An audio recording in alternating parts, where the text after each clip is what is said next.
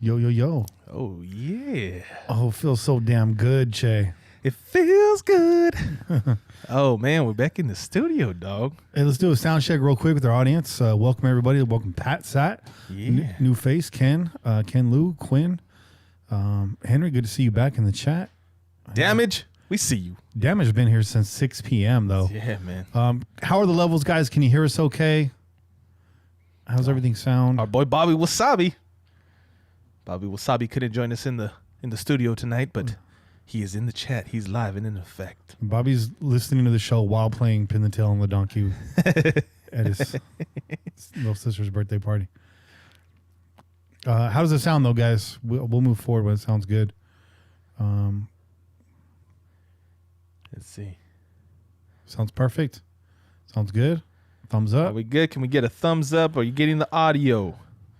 Let us know. Let us know. Can you There you go. understand There's the words that are coming out of my mouth? TJ Carp gave us that thumbs up. Loud and clear, fellas. Yes. Yes. Oh, it feels good to be back, y'all. We missed y'all. Well, at least we missed being in the studio and giving you this show, at its highest quality. Yeah, it feels good. It feels good. The three-headed monster will be back soon. Bobby doing that fam work. We're going to try to contact Kane later. We're going to see what's good. Actually, before we go full-blown, let me set up one more thing. I don't even remember how to do this anymore. Damn, dude. It's been a while. It's been a while. What's the name of that Google thing that we usually use? Oh, yeah. I don't even remember how to do this.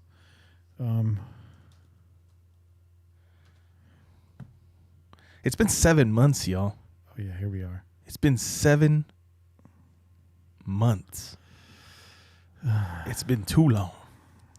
Been too long since we've been in the studio, man. That's crazy. COVID, man. COVID got us. Got us for It sure. got us and it didn't get us. How the hell's that work? I don't know. Got me right where I'm at right now. Just got him in the gotcha. Let me get Kane's number on deck for when the time comes. There you go. All right, looks like we're good. All right. For those of you guys joining us for the first time, it's our soft open. Just making sure everything is good. We got to gas up the mothership here. And yeah. Looks like we're ready for liftoff. I see Gent. I see... What up, Gent? Lizette's in the chat, as always. I see a DJ. I see a John. There we go. Yo. Davey Cad. Man. How you doing, man? If it's your first time in the chat, give us a O. Put an O up in the chat if it's your first time. Yeah, I know. Chuck Hernandez, Clifford Absher. Yeah. Yep. James Lyles, we see you. All right. John. See John Fish in the house. Yeah, Shorty, we see you, bro. Oh yeah, man. Everybody's up in this place. Good dog. I think we need to get it started, man. Let's do it, son. Let's do it. Let's do it. Oh. Like Tone Loc said. Boom, boom, boom.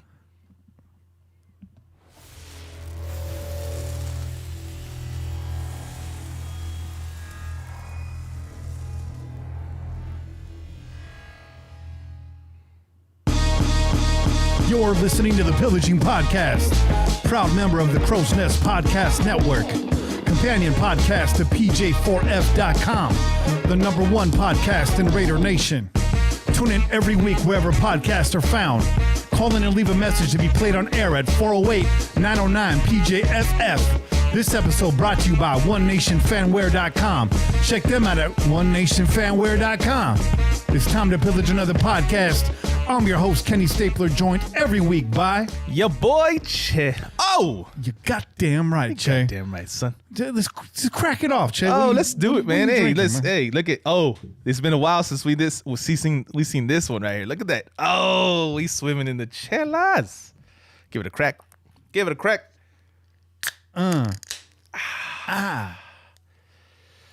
Oh, yeah. Let me see. I'm going to pour it out.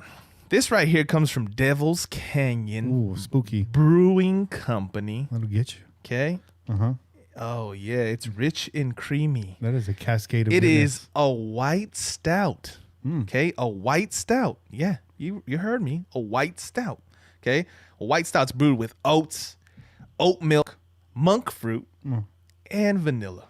Okay, this is coming in at 9% on the ABV because you knew we couldn't officially launch the season and not come correct. Gotta be strong. This is that Misfit 100% vegan white stout. Well, let's see, man. Let's see. It's supposed to be healthy for me, I guess. I think beer should be vegan. There you go. Yeah, I hope so. There's animal fat in your beer. You're too close to the barbecue. I dropped a little piece of carne asada in there. That's all that is. Let's see what the verdict is here. White stout. Monk fruit should sweeten it out a little bit, yeah? Oh, yeah, man. Hey, a little bit of sweetness there. That is creamy, bro. It's like a fucking cream soda, like a cream soda beer, bro. It's like a cream beer. It's like a creme brulee. Like a creme brulee. I must remind you to watch your language here in the first 15 minutes. Yeah. Hey, I'm excited, bro. I got a lot of energy over here. Bro, that's one strike already. You know, that's No whammy, no whammy. No whammies, bro. Hey, bro, look, but this is delicious. I had never had a beer from Devil's Canyon Brewing Company. So listen, I am very content with this beer. This is the last of the specialty beers that I ordered. And so I might have to go and reset. But now that we're coming here, I might have to make some stops at some of the former producers and providers of our chelas. Actually, in my hometown, they just opened up a new spot. I'm not going to give them free promotion. I'm going to have a conversation with them, see if they want to become official sponsors. No freebies. No free commercials over here, bro. Come on now. With the beer. It's bad enough I'm already giving the beers free promotions over here. Bro. Hit me up, man. We're looking for a sponsor for this segment, man. I feel like what's the name from TNT, bro? Ernie. I feel like Ernie always trying to get a sponsor for his segment. You know, Clay Thompson sponsored by milk, like all milk, like just milk. We're sponsored by beer, just beer. Beer. All beer. Just beer. Let's set the table a little bit. Let's dive into this start of the football season. So we got a lot to talk about. First off, you can follow us and the whole crew at Pillaging Pod on Twitter. You can follow myself at Kenny Stapler, at Che_PJ4F for this big bearded sexy machine to my left. Of course, you can follow Kane at KaneMT6. You can follow Bobby Wasabi at Bobby Wasabi 4080, and you can follow the whole clan at CNPodNet on Twitter. That's right, and it's a clan, bro. It's a clan. It is a clan. We roll deep. You could donate to the show in the YouTube chat right now by hitting that little $ in the chat window. We do appreciate it. Or you can go to paypal.me/PJ4F. That's PJ, the number 4F. You can donate at any time there. We do appreciate it. Even $1 helps. Every dollar helps keep this pirate ship on the water. We don't have a guest tonight, but I will tease. We are going to be bringing Lucille back in the show. We miss her. She misses us. We don't have a live tailgate, but that don't mean the rum cake can't keep flowing. Am I right? That's right, man. Yeah. And that doesn't mean she can't still rock that Lucille wig, bro. Doesn't she's gonna be rocking that wig hardcore. That's a wig? Hey, man. It's a power suit, actually. It's a wig until she puts it on.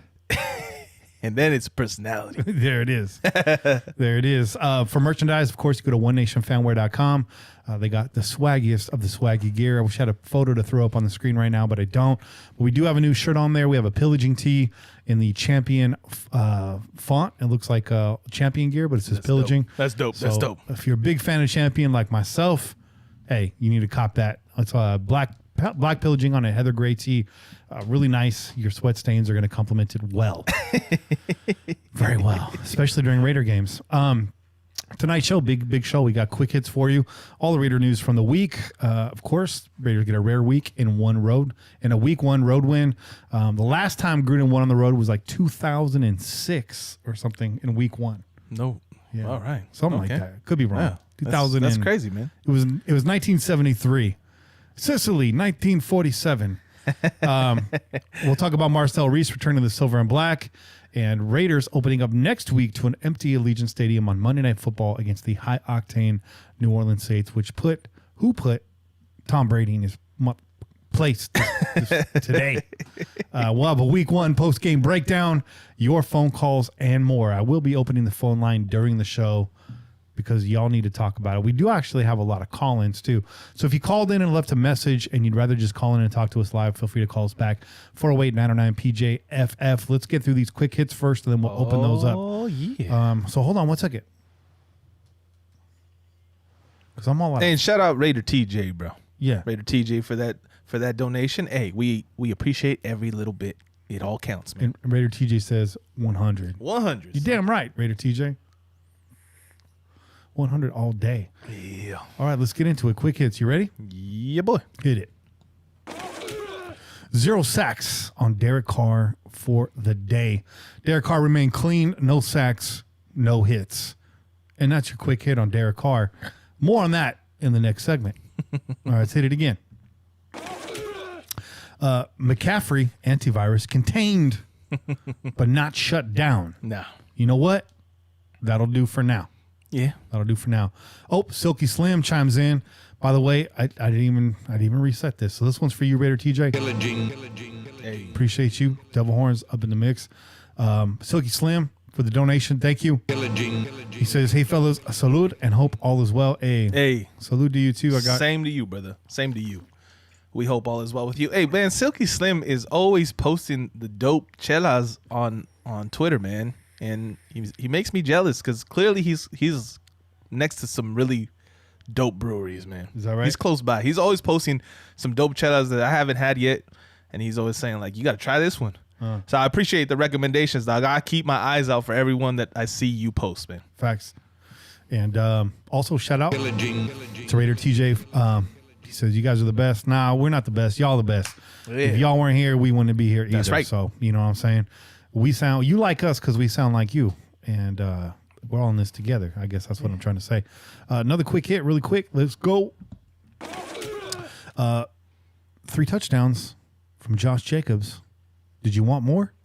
Did you want less? Give me some more. Give me some more. Give me some more. Another quick hit for you, real quick. Come on. Yeah.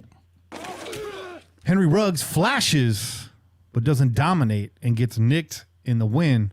But we'll take a flash week 1, right?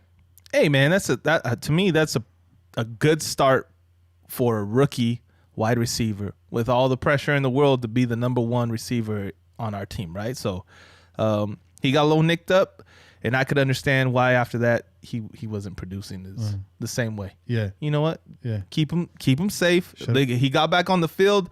That's enough for me. That's showing me that he wants to be out there. Yeah. Let's not go get him, further injured, and then we lose him for the season. We've already had to deal with rookies getting lost for the season. We did that with Abrams last season, bro. Okay, so we don't have to do that.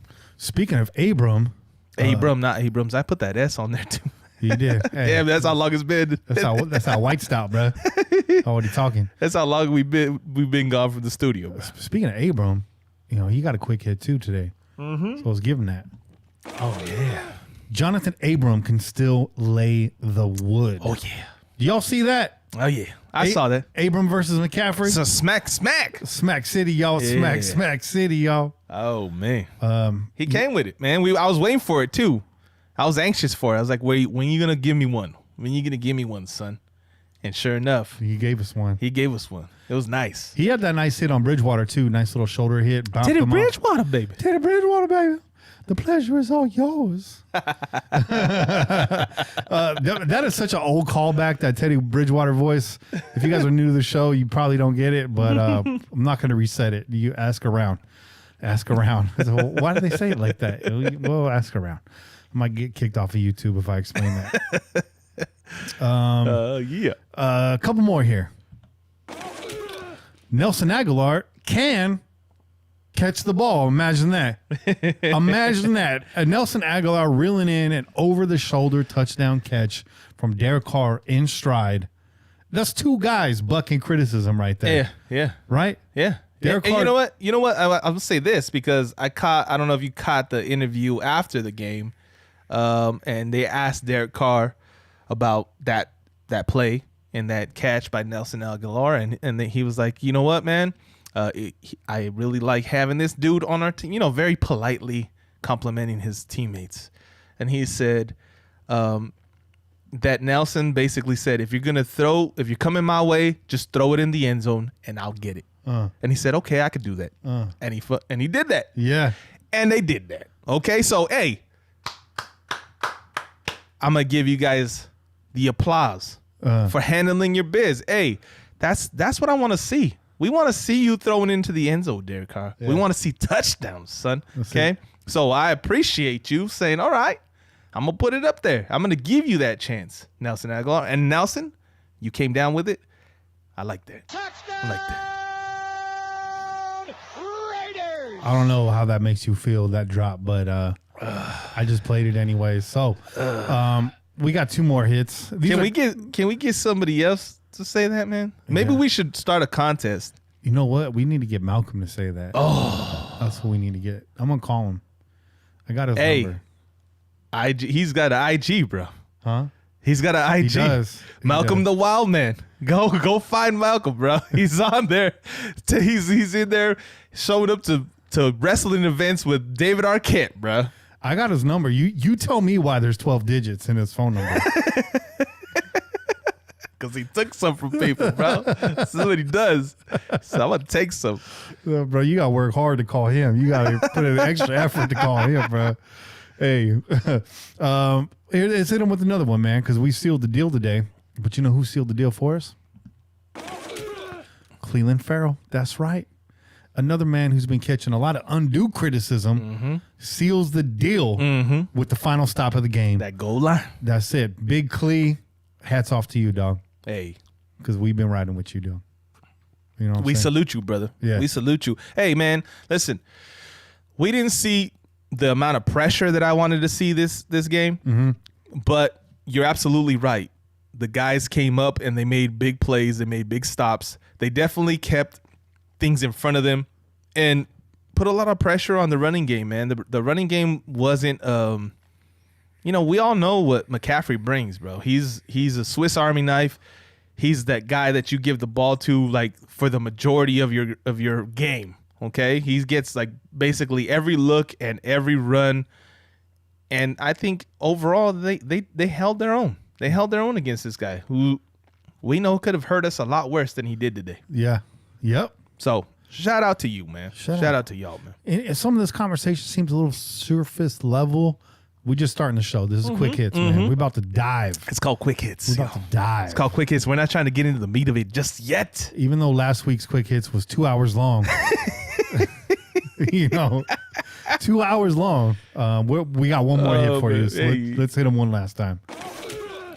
Marcel Reece returning to the Silver and Black. Hey, as senior advisor to the owner and president. Hey, someone's got to roll them cabbies, bro.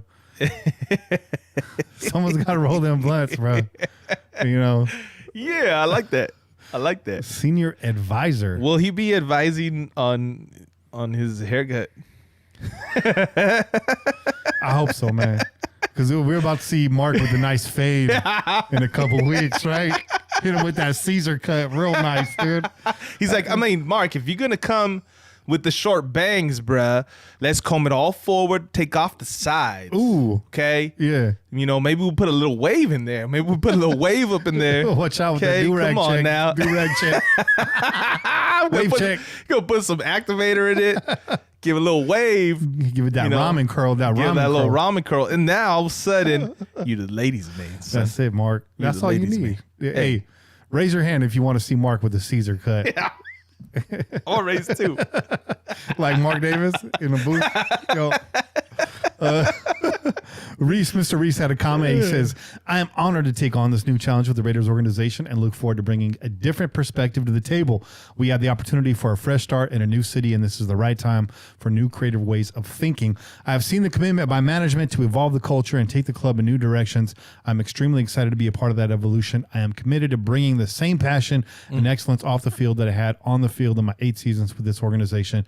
Hey, we're joking over here. We're making a lot of jokes, but we love Marcel Reece. We love Mark Davis, man. Hell yeah. Hey, listen, all the criticisms that Mark Davis has taken, we are in a much better place than we were, y'all. There's no way that you can't admit that, okay? As much as it may pain you, as much as you hate that the Raiders may not be in California anymore, in the Bay, all those things aside, really look at where this franchise is and where it's going. And you got to take your hat off to the man, okay? You got to take your hat off to the man. And yes, we can make jokes. We could tease him and all that good stuff. But you know what? He takes all that shit in stride. Yeah. He takes all of that in stride. Yeah. He's still got them stonewashed jeans, and he's still laughing because he's got the last laugh, y'all. He's winning right now. Yeah. He's winning right now, and his team is too. So, hey, thank you, Mark Davis. Kudos. Thank you. Next up is Rock Cartwright. When you coming back, dog? Oh. Hey, Rock Cartwright was the captain, bro. Cartwright. Yeah, Rock Cartwright. Cartwright. Remember that Seinfeld episode, bro? I do. Hey, it's that time. Hey. Fact. It's time for Silver and Black Facts, brought to you by us. You know, Looking for a sponsor for that segment too. and we get Raider Ramble on here. You know, Hey. we'll give them a shout out. Silver and Black Facts, sponsored tonight by the RaiderRamble.com, There you unofficially, go. but we're fans, so we got a lot of ramblers that come on the show. We appreciate them. Yeah, we do. So let's go through these facts, man. Just some stats. We got a long. Kick them stats. Kick them off. All right, Derek Carr, 22 of 30 for 239 yards, 1 touchdown, 0 interceptions, 0 hits, 0 sacks. Not a game breaker stat line, but nice and tidy, no mistakes. Managed the game really well, nice and Absolutely. clean. 9 different receivers today for the Raiders. 9. Mm-hmm. 9. That's good, man. Hey, listen, we already know that last season it was all about Waller and Jacobs. That was pretty much it, man. I mean, you had Tyrell early on in the season, right? But then we lost him, and then he wasn't the same after that. You had Hunter Renfrow come on late in the season. For the majority of the seasons, the 2 people you could count on, Jacobs and Waller. That's it. Okay? And if you start seeing all these other names up in the mix, the ball getting spread around, that's good news. I was a little disappointed because I wanted to see Bryan Edwards get a little bit more attention, but he's a rookie, and you know what? I didn't see him hanging his head. He was out there blocking, okay? Dude. You see him downfield blocking. Man boobs. Putting them man boobs, okay? All up on him, okay? So, listen, everyone's just filling their role, okay? And I think this team is going to start to gel better. The offense is going to get better. We hope, right? That's our expectation, that this offense is going to get better as time goes on. And, we hope that Ruggs' injury is nothing that lingers. It goes away. He's able to come back and perform like he did in that first half, because he looked like a number 1 to me. They were using him all over the place. Yeah. Okay, all over the place. Yeah. So that's a beautiful thing, man. 9 different receivers for today. I didn't much like them going to the old man on the goal line there. Yeah, I didn't really like that. And he was a little upset too. And I was like, well, why didn't you get up into the end zone, bro? It was like 2 yards further. Yeah. Instead of taking that out like 2 yards short of the end zone. Well, he's been watching a lot of film, I know. so he knows the tendencies, bro. Yeah. He knows the tendencies, bro. Yeah, He's he on should know full- the tendencies of the reaction of his ligaments, because you didn't get there, bro. And that's all I got to say. I've been watching film. I'm supposed to take this to the pylon and fumble out the back of the end zone, right? That's how we do things here, huh? No, listen. Overall, I was very, very pleased. Like you said, a very well managed game by Derek Carr. And that's what it was. It was a managed game. And you know what? When you have Josh Jacobs going off the way that he was, that's all you really need to do as a quarterback. That's it. Okay? Yeah. Don't F things up, bro. Okay? Just don't F it up. Don't try to make things happen that ain't there. He did his job, and Josh Jacobs was the star of this game. And that's what I expect for the majority of the season. Okay? Josh Jacobs is a star, y'all. Okay? Let's realize that. He's a shining star. You a shining star, no matter who you are. Speaking of Josh Jacobs and 9 receivers, Josh Jacobs, as promised, gets involved in the passing game, nabbing 4 catches for 46 yards. Yeah. You know what? That's a fact. Fact. Furthermore, Josh Jacobs, 25 rushes for 93 yards and count them 3 touchdowns like we told you. Let's put that up against McCaffrey, who had 23 rushes for 96 yards and 2 touchdowns, and I think around 38 receiving yards. So, like we said, in our keys to the game, you're going to have to try to contain McCaffrey. I said it. I said he's going to get his 100 yards. If you can keep him from getting that 150, where that 50 yards comes off of one rip in the second half that blows out the game, That did not happen. Nope. So key to the game accomplished. Well, you know what? Big plays in general were they did not happen. Okay, in terms of Carolina's offense, there was no big games, no big gains, no big plays in general. Right? Everything was kind of kept in front. I mean, you look at Teddy Bridgewater's stats, and I don't think we have them on there because they were that insignificant. Right? There wasn't a whole lot to his game. I want to say he had like 200 something yards, maybe. Very close to Carr, 22 of 34, 270 yards, 1 touchdown. 1 touchdown, 0 interceptions. So it was a very managed game as well, right? A very managed game as well. He wasn't really.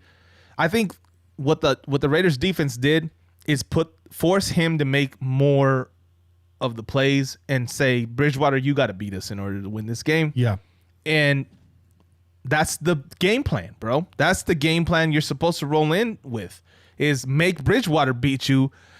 Don't let McCaffrey beat you because he's their everything. He's their everything. You're all I need to get by. McCaffrey, bro. That's what he is, dude. That's all they need. I never ever give the pussy away and keep it tight. All right. Shout out Method Man. Shout out to Method Man. Robbie Anderson. So Robbie Anderson was the main standout. Now we didn't mention Bridgewater did have 26 yards rushing on 4 carries. The majority of that coming on 1 rush. That was probably the one giant play of the game. And McCaffrey had one nice run during the game. But other than that, everything was pretty moderate. Everything was from 5 yards and in. So we really kind of contained the chunk yards. But Robbie Anderson, however, put up 115 yards in this tilt. Who had the coverage on Anderson today? Did you happen to catch that? I know they were moving it around out there. That play, I mean, I don't remember that play that he broke off. Yeah. It looked like 115 yards, 75 on 1 catch, right? Yeah, that was. I mean, the big bomb that he took to the house. That was the majority of his yards. Other than that, he was contained. Okay, so I mean, but that's typical of what we've seen in the past. The Raiders contain a receiver, nothing really happens, and then one big play happens, and then all of a sudden they look like they dominated us, right? So, it's lucky for us that didn't really affect the outcome of the game in terms of what happened. And that was that double move on Arnett. There you go. He kind of gets in the soft spot between Damon and Harris, and then Harris whiffs, and the rest is history. But it was a bad angle. It was a bad angle by Harris, man. And you know what? Too early. I know that a lot of us we're excited to see Harris out there because, you know, he's one of those Gruden grinders, bro. Okay, he's a Gruden grinder. He's a dude that comes from the CFL. He's one of those dudes that's, you know, like he's just working his way, just buying his time, just give me a chance, coach, right? That's who Harris is, and we like those guys on this team. They become our favorites, right? They become fan favorites for a reason because they make us feel like we can get out there. You know? But listen, that was a bad angle. That was a bad angle. And you know what, Harris, we love you. That shit can't happen, son. You gotta make sure that you come in at the right angle first and foremost, and you need to make that tackle. You know, if you ain't aiming for the middle of that guy's chest, then I don't know what's going on. And those are 2 things that we expect out of Harris, right? Because, like you said, he don't jump off the film, but it's the small things that he does right. Yeah, and we've seen Harris take better angles and better hits before. We like him. He's been burnt in the past, over the top. But generally, anything right in front of him, he's going to gobble up. So, and he was behind that play. Like it wasn't behind him. It's not like Robbie Anderson got past him. He was in front of that play. He just took a bad angle and overshot the run. You know, so he went by and Robbie Anderson scores. So hey, make that correction, man. Make the correction, and we know you're going to make a big play. You're gonna redeem yourself. We know that, Eric Harris. You're going to come off with a big pick in the game, and we're going to be happy, and everyone's going to love you just the same, son. And if you could do that next week against the Saints, we're going to love you even that much more. Yeah, please do that next week against the Saints. You know who did keep the game in front of him was Jonathan Abram, leading the team with 13 total tackles, including 1 tackle for a loss. I got to go check my fantasy football team, see if anybody else has him on the squad, man. Facts.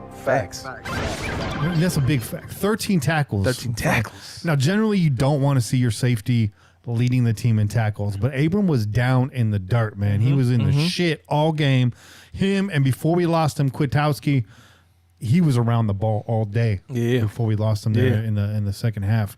So big shout out to Abram and to Big Nick. And I hope that he gets well, man. I hope it's not something that is keeps him out for too long, because he was playing, like you said, you called it out early. You're like, he's all over. He's everywhere. He's all over the ball. Yeah. So Kwiatkowski, man, we saw the reasons why you were brought over to this team. Yeah.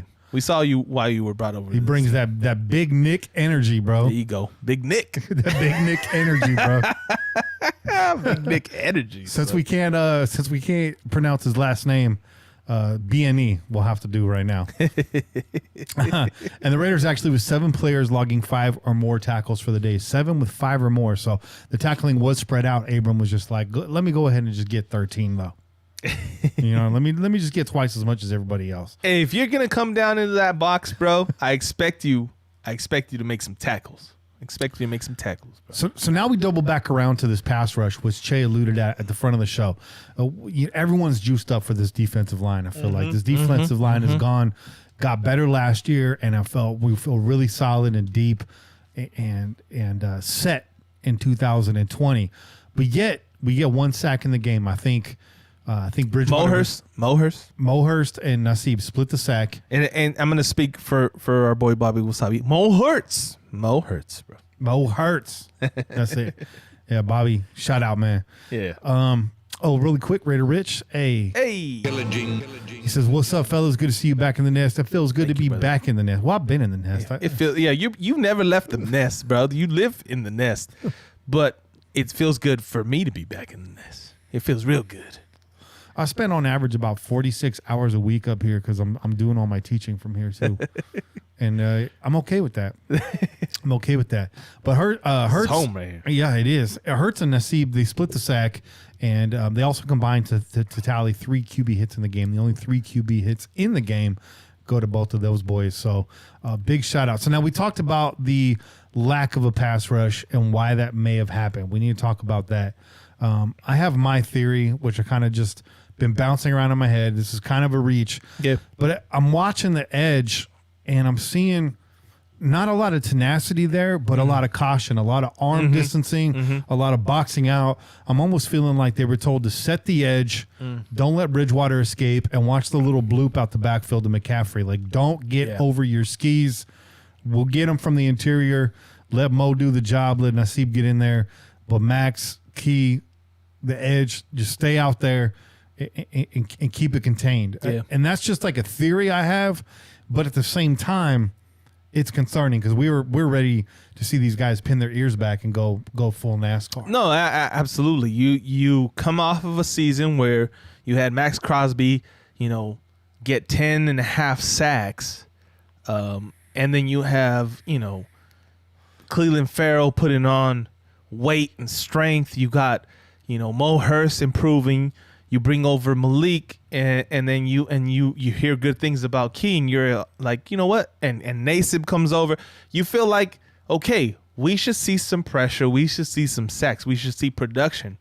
But that's a great point, man, because I came in I was feeling a little down about the pressure. I didn't feel good about what I saw on the field. I was like, we didn't get enough pressure on Bridgewater. We let him get out of the pocket a few times. Yeah.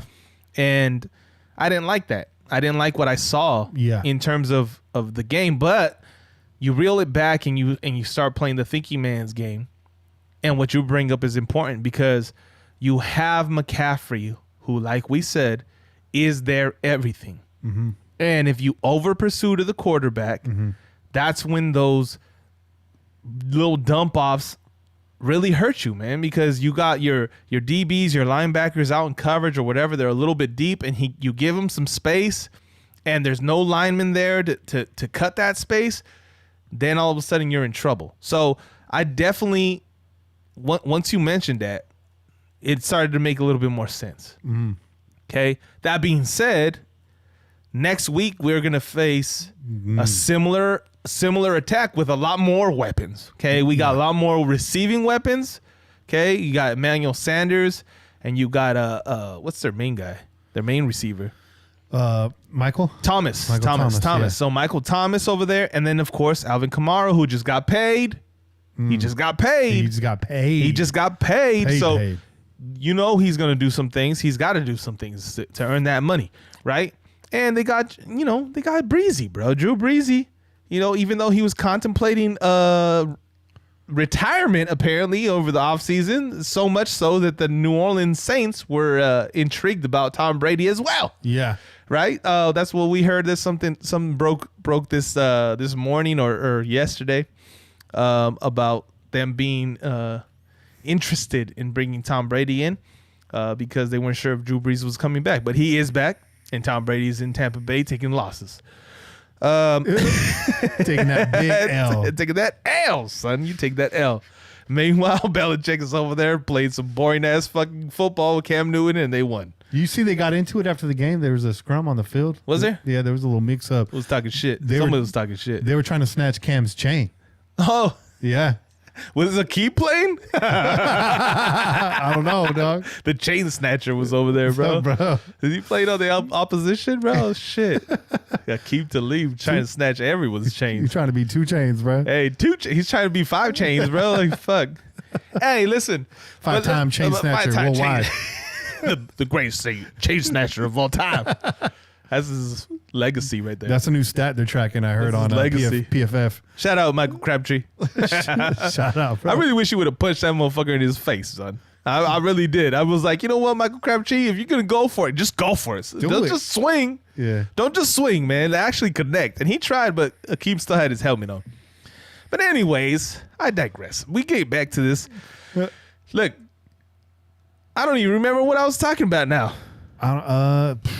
Bro, how did we get off? We're talking about getting after Drew Brees next week. Brees, that's right. That's where we got off. Okay, so Drew Brees, we already know what he can do, man. Yeah. He's the all-time leading passer for a reason, okay? So Tom Brady and him last season, I think they were tied for yards, or they were like 1 and 2 yards and touchdowns, right? So the guy's going to score. So we got to do our best to contain Drew Brees. He's getting up in age. So he's not doing things the way that he used to. He's not as limber and as, I feel like the last few seasons, I've had Drew Brees a couple seasons in my fantasy, and I'm always going like, what the fuck, Drew Brees? Is like, he's supposed to be good, son. Where's the touchdowns? But Alvin Kamara is a weapon. Thomas is a weapon. They got Emmanuel Sanders over there. He didn't do a whole lot while he was with the Niners. He did some here and there. He missed a touchdown because it was overthrown by Jimmy Garoppolo. Shout out to you guys, Niners. Big time. That could have changed the game for you, but you lost the Super Bowl. The way to solidify the hell today, boys. And then he very rapidly and very quickly made his way over to the New Orleans Saints. So, listen, we got to contain these guys, okay? Lace them and be physical, man. That's the game plan as far as I'm concerned. Be physical. Yeah. This is a finesse team. You look when I think the New Orleans Saints, this is a finesse team. Timing, speed, agility. We gotta hit these motherfuckers in the mouth. Let them remember us. Okay, Abram, get up in their face, bro. Missile right in Kamara's face. Hit him and then walk over him when he's down. I want to see. Put your nuts in his face mask, bro. You hit him, and as he's fucking falling, you just continue to walk on top of him. Just put that onion bag right in his face mask, dog. Oh man, I told my boy earlier today. I was like, "Hey man, how's your team doing?" He's a Cowboys fan. So how's your team? How you feeling about your team? Is it gonna be good? Is Amari Cooper gonna produce this year, or is he gonna have fucking balls bouncing off his face like a low budget porn star? Is he fucking Shay's over here gaslighting his friends? Hey man, what kind of question is that? Is Amari Cooper gonna produce this year? That's a question designed to piss off a Cowboys fan, dude. Exactly. He's in my fantasy league, bro. I got to do something to throw him off his game. Okay. So yeah.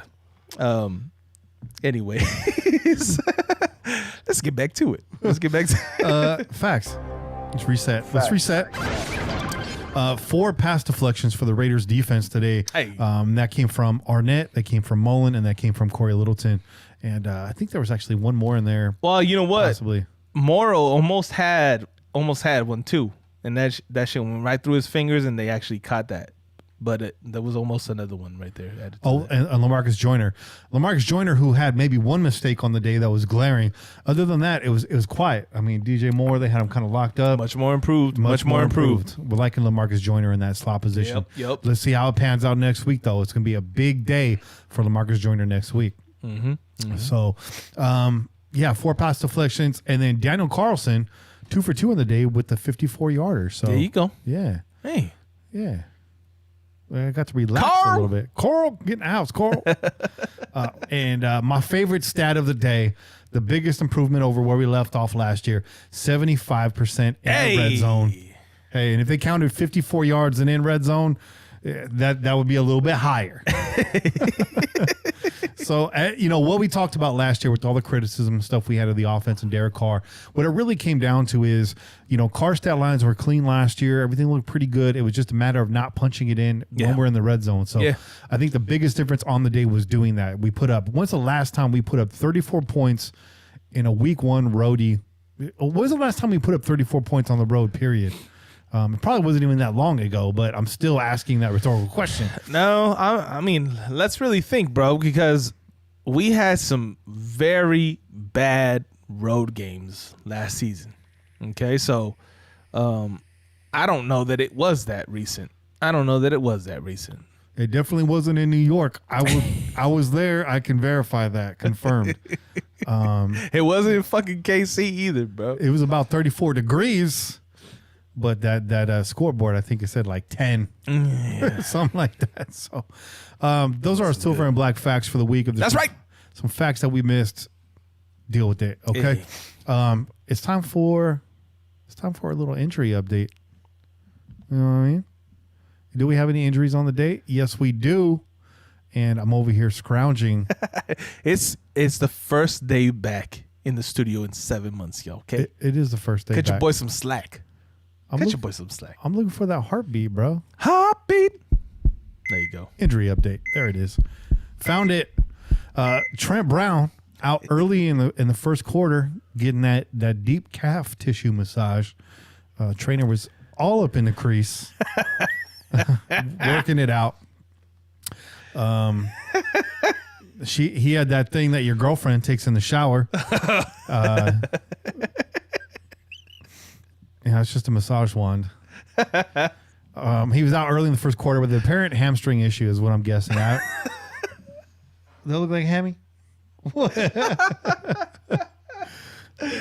Hey, we're past 15 minutes, right? Yeah. Hey, man, cut loose, son. Let's cut it loose. And when I say I'm not talking to Che. No. Okay. Yeah, I'm not talking to Che. We're swinging bats up in the crow's nest. Looked like possibly a hamstring issue. I don't know if that's for sure, but I'm just guessing about whereabouts the work was being done. But it was the back of his calf. Hopefully it's nothing crazy. Hopefully maybe it was a tightened up or a cramp. Then again, it's probably more serious than that. It kept him out the entire game. But filling in was Sam Young, who was doing a solid job there for a while. And then Sam goes down. Enter Denzel Good at the tackle position, doing really well, filling in for both of the injured tackles. Hey, man, listen. Derek Carr made a comment about that as well, okay? And so we were very, very disappointed at the fact that Sharp was traded away and your boy Brandon Parker was retained for this very exact reason, right? We're like, this is not good for us, okay? You're keeping the lesser of the backup tackles, and if your boy Trent Brown gets injured, and lo and behold, he gets injured and he's out the whole game after one series, didn't even start the game. We were looking at Brandon Parker being the backup. I was really concerned about that. And then all of a sudden I see big old 71 out there. I'm like, who the hell's 71? Oh my, that's Good. Why is Good? Wait, wasn't Good playing inside? Isn't he playing guard? And so Derek Carr actually commented, he's like, you go ahead and ask the coaching staff about how many snaps Denzel Good is taking at right tackle, because I don't know that there's been any. So he was very content with the way that Denzel Good came in and filled in. and the way that the offensive line overall played. He said, you know what? These guys are well coached. They're ready to go. So I'm very confident in these guys. They're the best in the world. That's what you should be saying, Derek Carr. They kept your ass clean. And he was talking about his wife making him fucking cinnamon rolls. Yeah, she better make fucking a lot of cinnamon rolls. Okay, this season better be filled with cinnamon rolls. Okay? Get on it. And he followed up that statement by saying, but I think that's obvious, right? You know, we like these guys. Henry Ruggs tweaked his ankle in the first half, but returned for a quiet second half. So, Chase, you spoke on that earlier.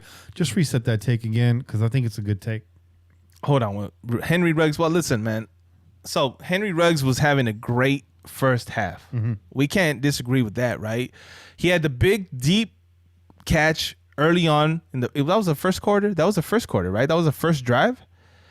And I thought he should have taken that in for a touchdown. Yeah. I thought the throw was a little short. Okay. No hate, Derek Carr. Okay. You're playing it safe.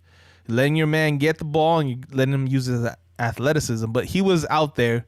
You could have put it out there on a rope a little bit more, and I think he would have ended up in the end zone. That being said, okay, we saw him used deep. We saw him on some short outs. We saw him on some end arounds. We saw him in some,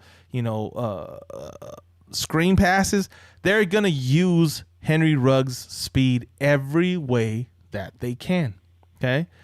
He had the injury on I think it was a little short out, right? It was a little short out and he got kind of rolled over on his ankle. Yeah. And then we saw him kind of go, they went away from him. And that's good. Look, don't get him further injured. Let him recover, give him some rest, let him be a decoy. Mm-hmm. That's what I think they brought him out on the field to be exactly that. Yeah. He was hurting them the whole game. He was making plays. So get him back on the field, let him run some routes, keep him out of harm's way, and let him be the decoy so that you can go to other people. In that first deep shot, and I'm nitpicking here, but that first deep shot, it was on a second down. It was second play of the game, actually. Thought that was a bit too early. Carr had no business trying to squeeze that ball in there. He's double covered. I don't put that on Ruggs at all. That's a tight one to hit. But I get it. You got the new toy. You want to rip open the package. You want to see what it does.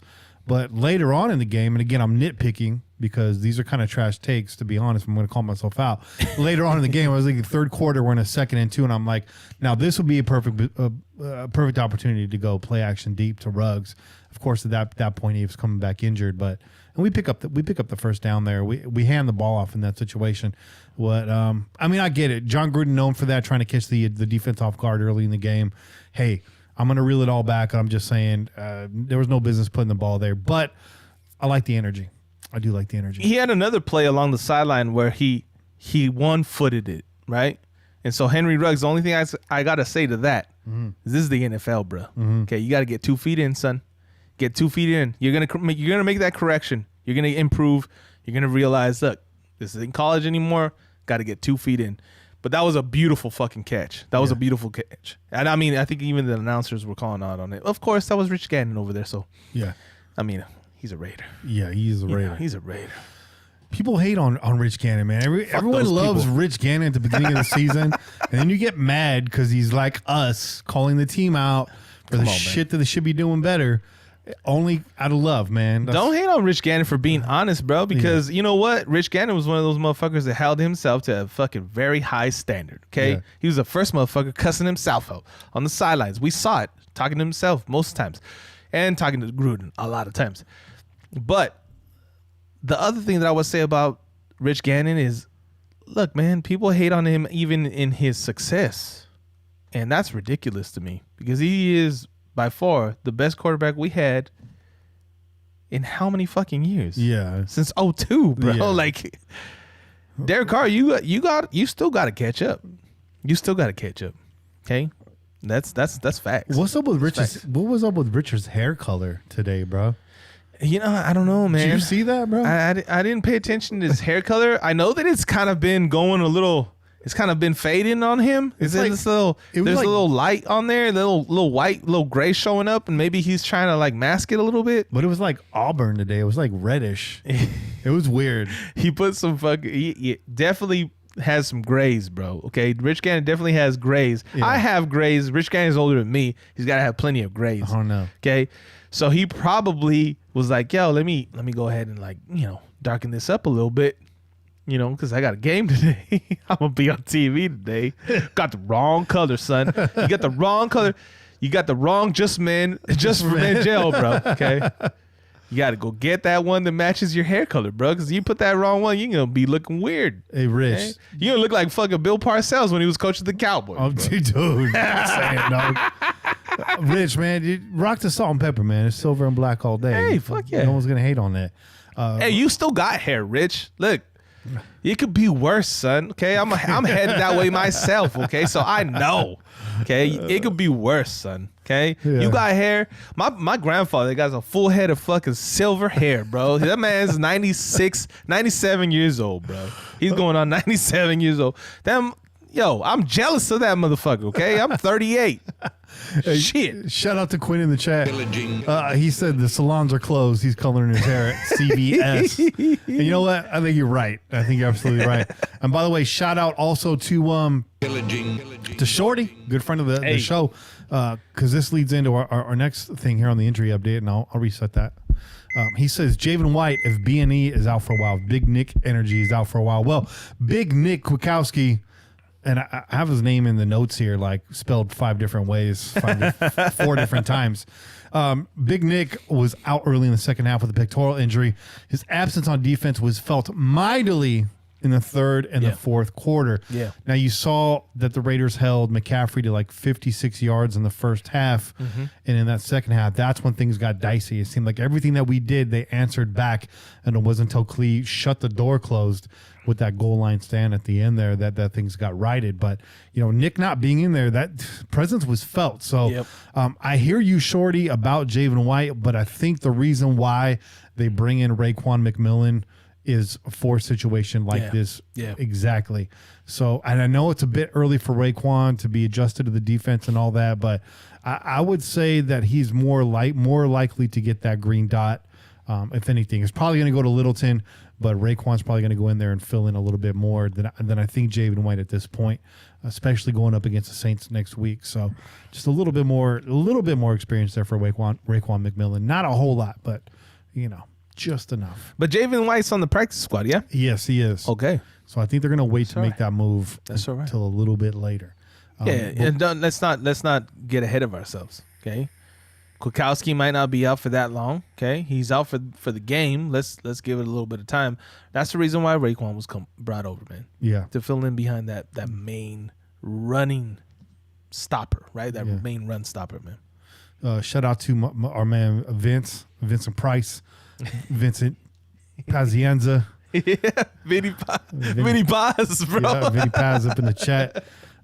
Peace out, Vincenzo. He's got a Vincenzo. Hey, Vinny. He's got a peace out right now. Peace out, brother. Yeah. So that's kind of like the broad overview. We gave you our quick hits. We gave you some stats.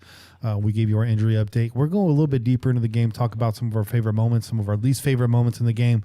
Right after the break. Oh yeah. So take a short break.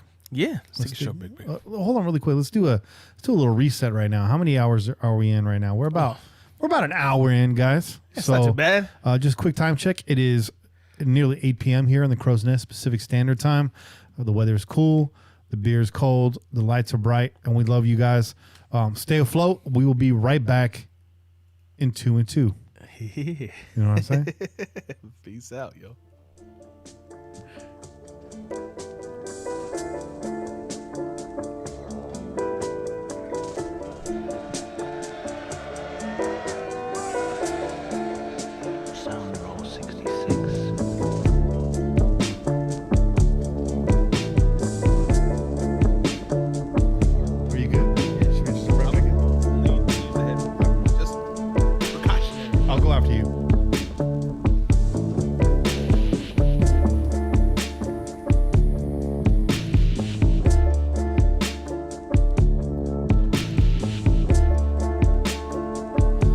Yeah, Hub, we talk a lot about Morrow and what he's good at, only because there's so much that he's just kind of average at.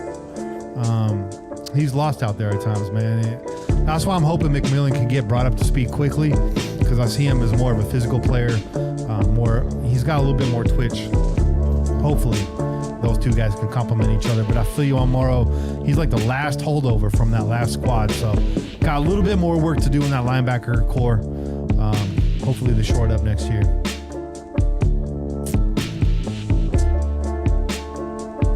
Yeah, I was surprised they let Debbie go too, Vince. Really was.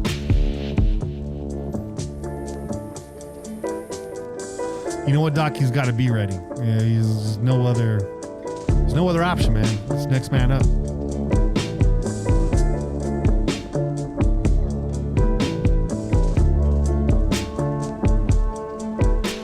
Yeah, Abram is a dog, man. And it looks like he's sort of controlling his aggressiveness now.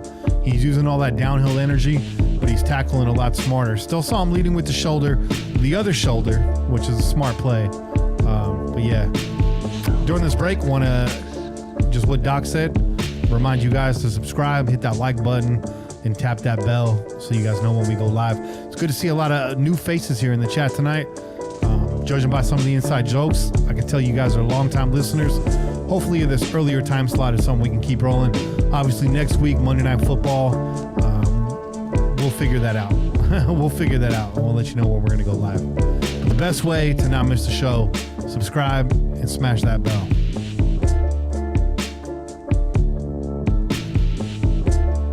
Yeah, Morrow had his hands on it, man.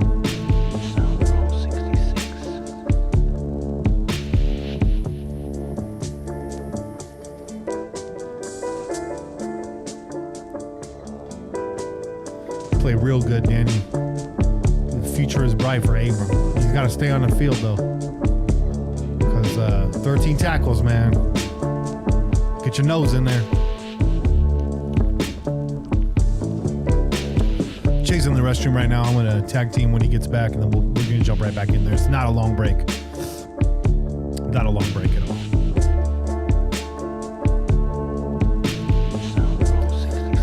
Shorty says, if you've walked into a strip club and your aunt was the feature, smash that like button. You know? You know, turn a negative into a positive. You know what I'm saying? When life hands you lemons, make ceviche. Yeah. My turn? Go for it, bro. I'll let you get your cans on. Yeah. Get your ear goggles on.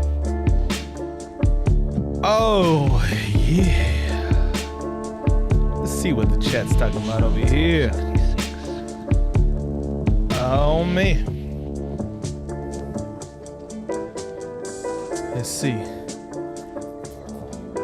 Who's lingering from his old team? What did I miss here?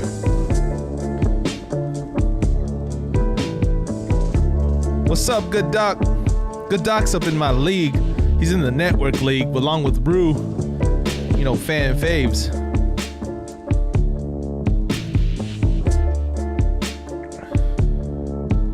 How you doing today, Doc? How your team pan out, son?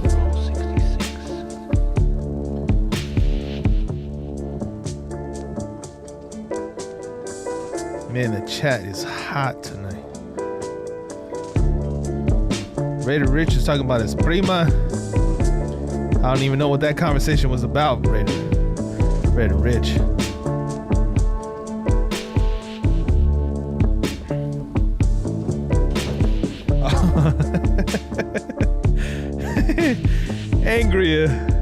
Angrier whooping up on the Good Doc in fantasy football this week. Hey, it had to happen to somebody. I'm glad it wasn't me.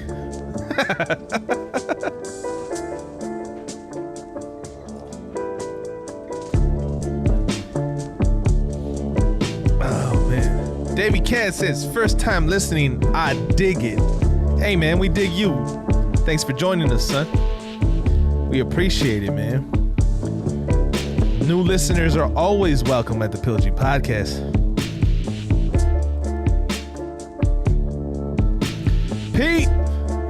Pete's back.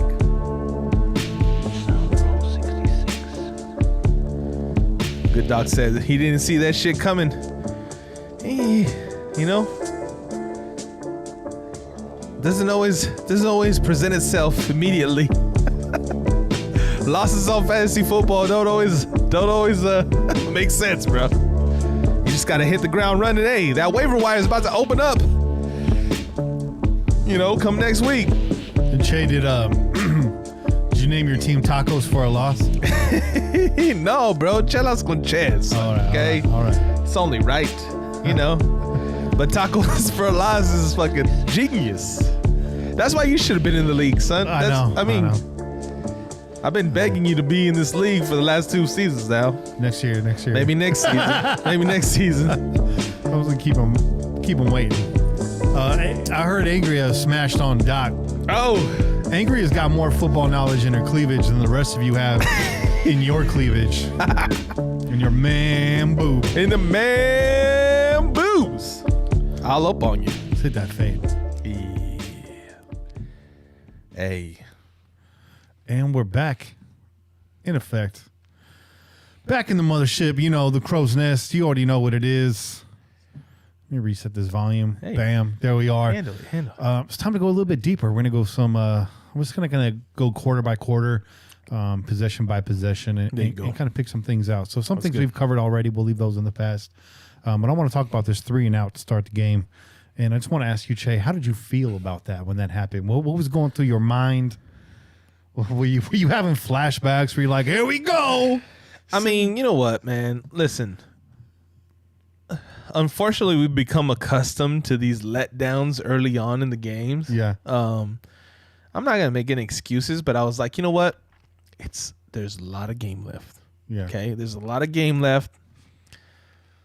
As angry as I fucking was, okay, I was angry.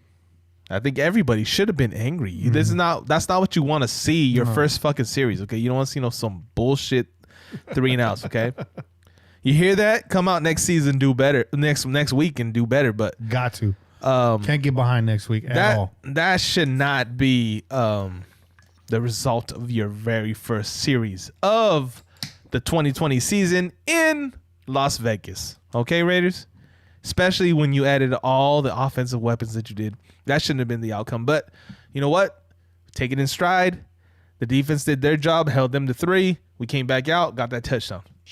All was better, right? All was well. All was well. All was well after that. You know, we tend to forget that 3 and out when those things happen. You know, so 3 and out. Carolina comes back on the field.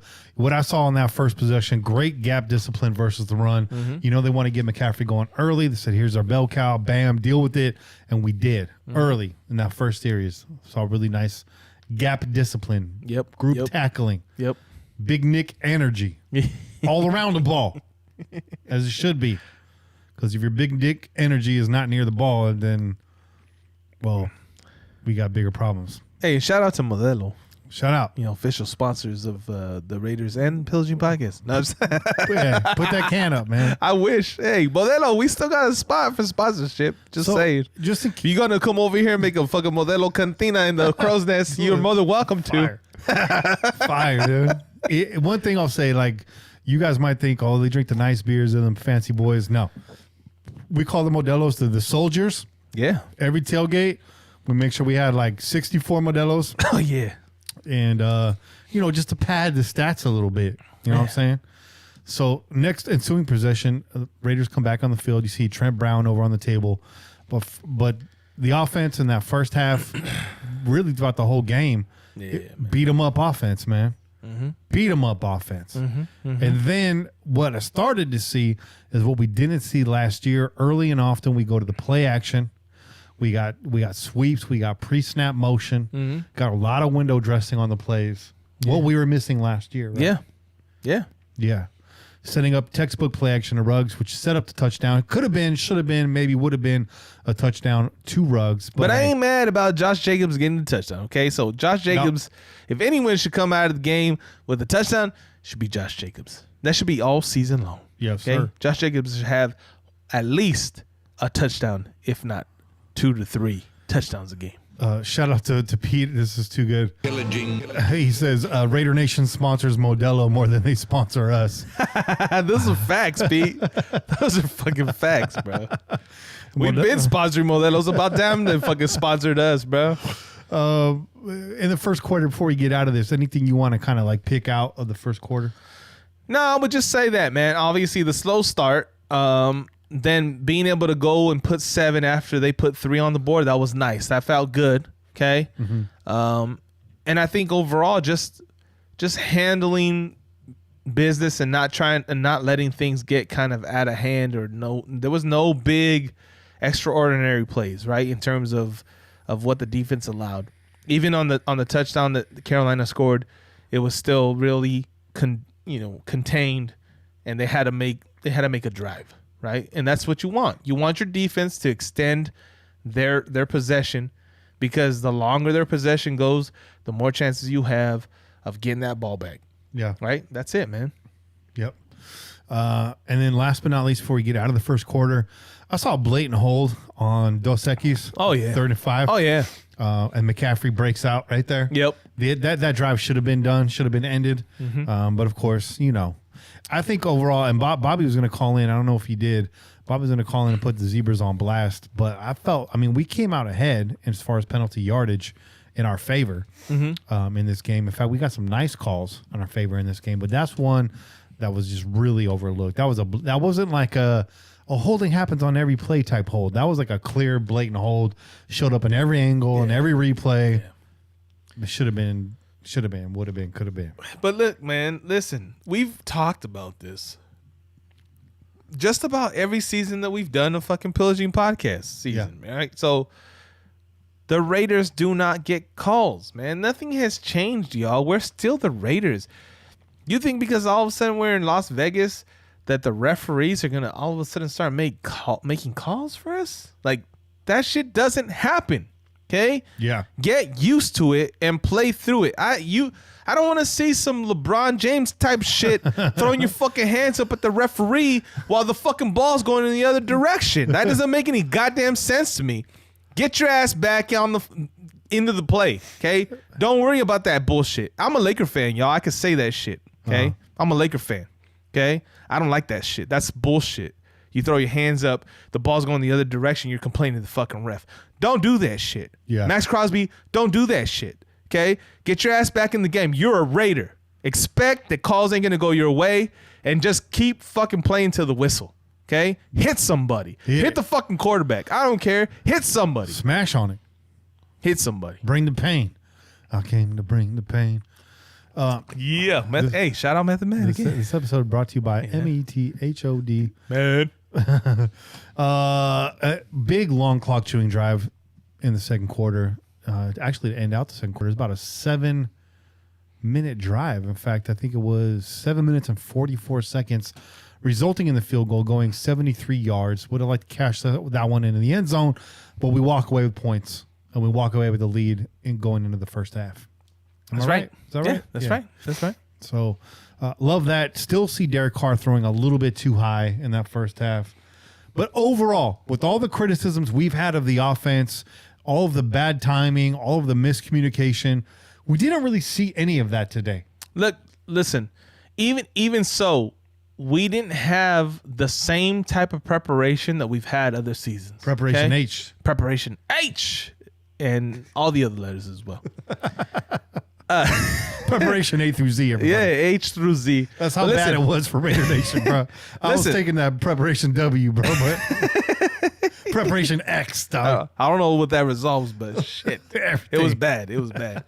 But listen, man, with a lack of preparation, yeah, we know they were out there. We know they were out there at some fucking high school football field throwing passes and shit.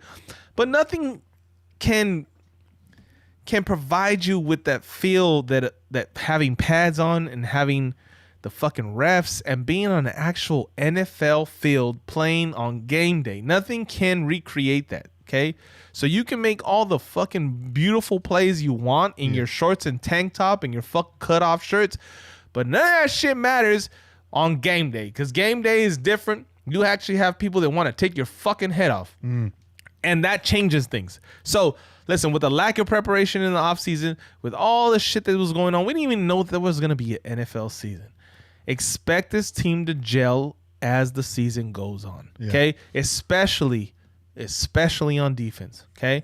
The defense did not shut anything down in terms of the points, right? They were right there, 34-30. That's a high-scoring game. I said 35-27, I think, last week. Okay, right on it. So I was pretty close, and this was my expectation in terms of every team has suffered the same setback in terms of not being able to practice and prepare the way that they usually do. No preseason games, and a bunch of new additions to your team. That's going to equal a lot of miscommunication, a lot of oh shit, that was me, my bad. That's gonna happen. Okay, let this stuff start to filter out midway through the season, maybe after the 4th, 5th game. That's when we're gonna know, okay, is this team going in the direction that we really want it to go? Yeah. Okay, so be patient, yo. It's gonna be patient, and that's a scary thing to think about because look at the teams we got in the first quarter of the season. So I know that's why I tempered my expectations for this season. I think I told you guys 8-8, 9-7, something like that. I think that's our range from 7-9 to 9-7, only because it's going to take this time. We didn't have the preseason. Hey, shout out to Derek Carr for getting his guys together and hitting them parks in the offseason. Yeah. But like Chase said, that ain't going to be enough, even though the effort is appreciated. It's going to be a long road here. So getting this week 1 victory was big. Che was right on with the score prediction, pretty damn close. My prediction was off. I think I said 20-17, but I did add into that prediction that this game was going to be close. Carolina was going to make a push late, and the Raiders were going to close the door, and we did that. So take my prediction and Chase's prediction, put them together, and we set you straight.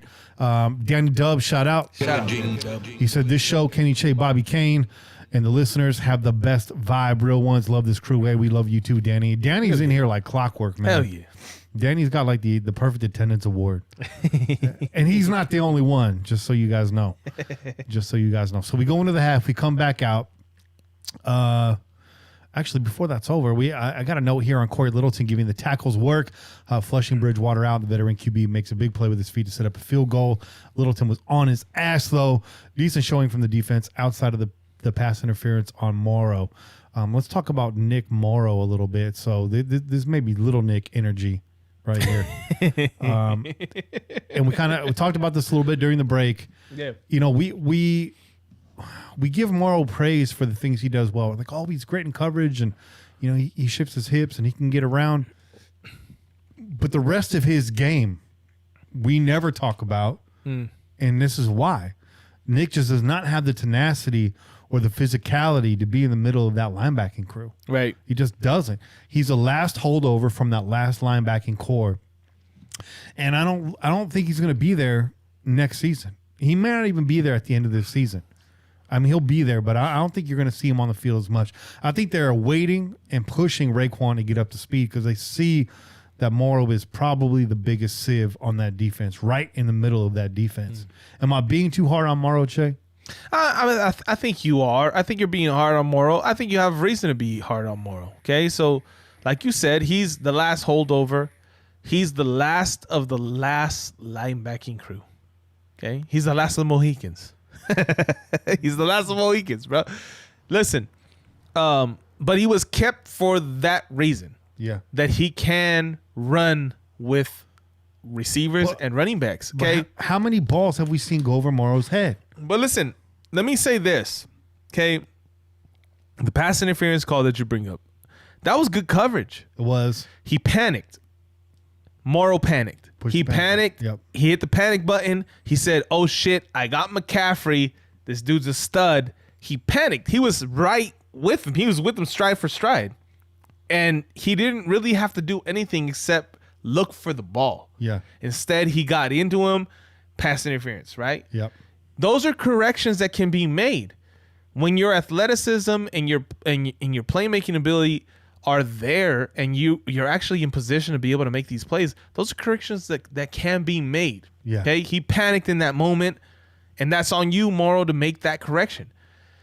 I'm one of the guys that said Morrow sticks around because I felt that's what he possessed that would allow him to stick to this team, right? Where the other guys could not do that, bro. Okay, Tahir Whitehead, who was on the other side of the field today, how many fucking pass interferences were fucking pulled on him?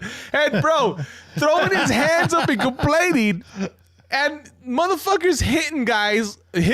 Hunter Renfrow got hit like before the ball was in 5 yards distance from him, bro. The ball was 5 yards away from him, and he's making contact, and he gets up. He's like, "What did I do?" Looking like Kyle Lowry out there. Looking like Lowry out there. Come on, man. No, listen. We know what it's like to have linebackers who cannot cover. Okay, it fucking sucks. Okay, we're glad that Tahir Whitehead has found another job. He's gone. But we're also glad that he's not on this team anymore, because the shit we saw today that kept our drives alive is exactly what he was doing for the other teams, for the opposition last season and the season before. Yeah. Okay, Morrow can run with people. He has that athleticism. He has that speed to keep up with dangerous receivers, tight ends, whatever it may be. He just needs to be confident, bro. That's what I saw. A lack of confidence in those moments. You're side by side with McCaffrey. There's nothing to panic. You know, there's no reason to panic, bro. Why are you making contact? If you're right with him, stride for stride, turn the fuck around, look for the ball. Okay? That's also where your teammates come into play. Because if the ball's in the air, your teammates should fucking be letting you know the ball's in the air. Yeah. Okay? Screaming, yelling.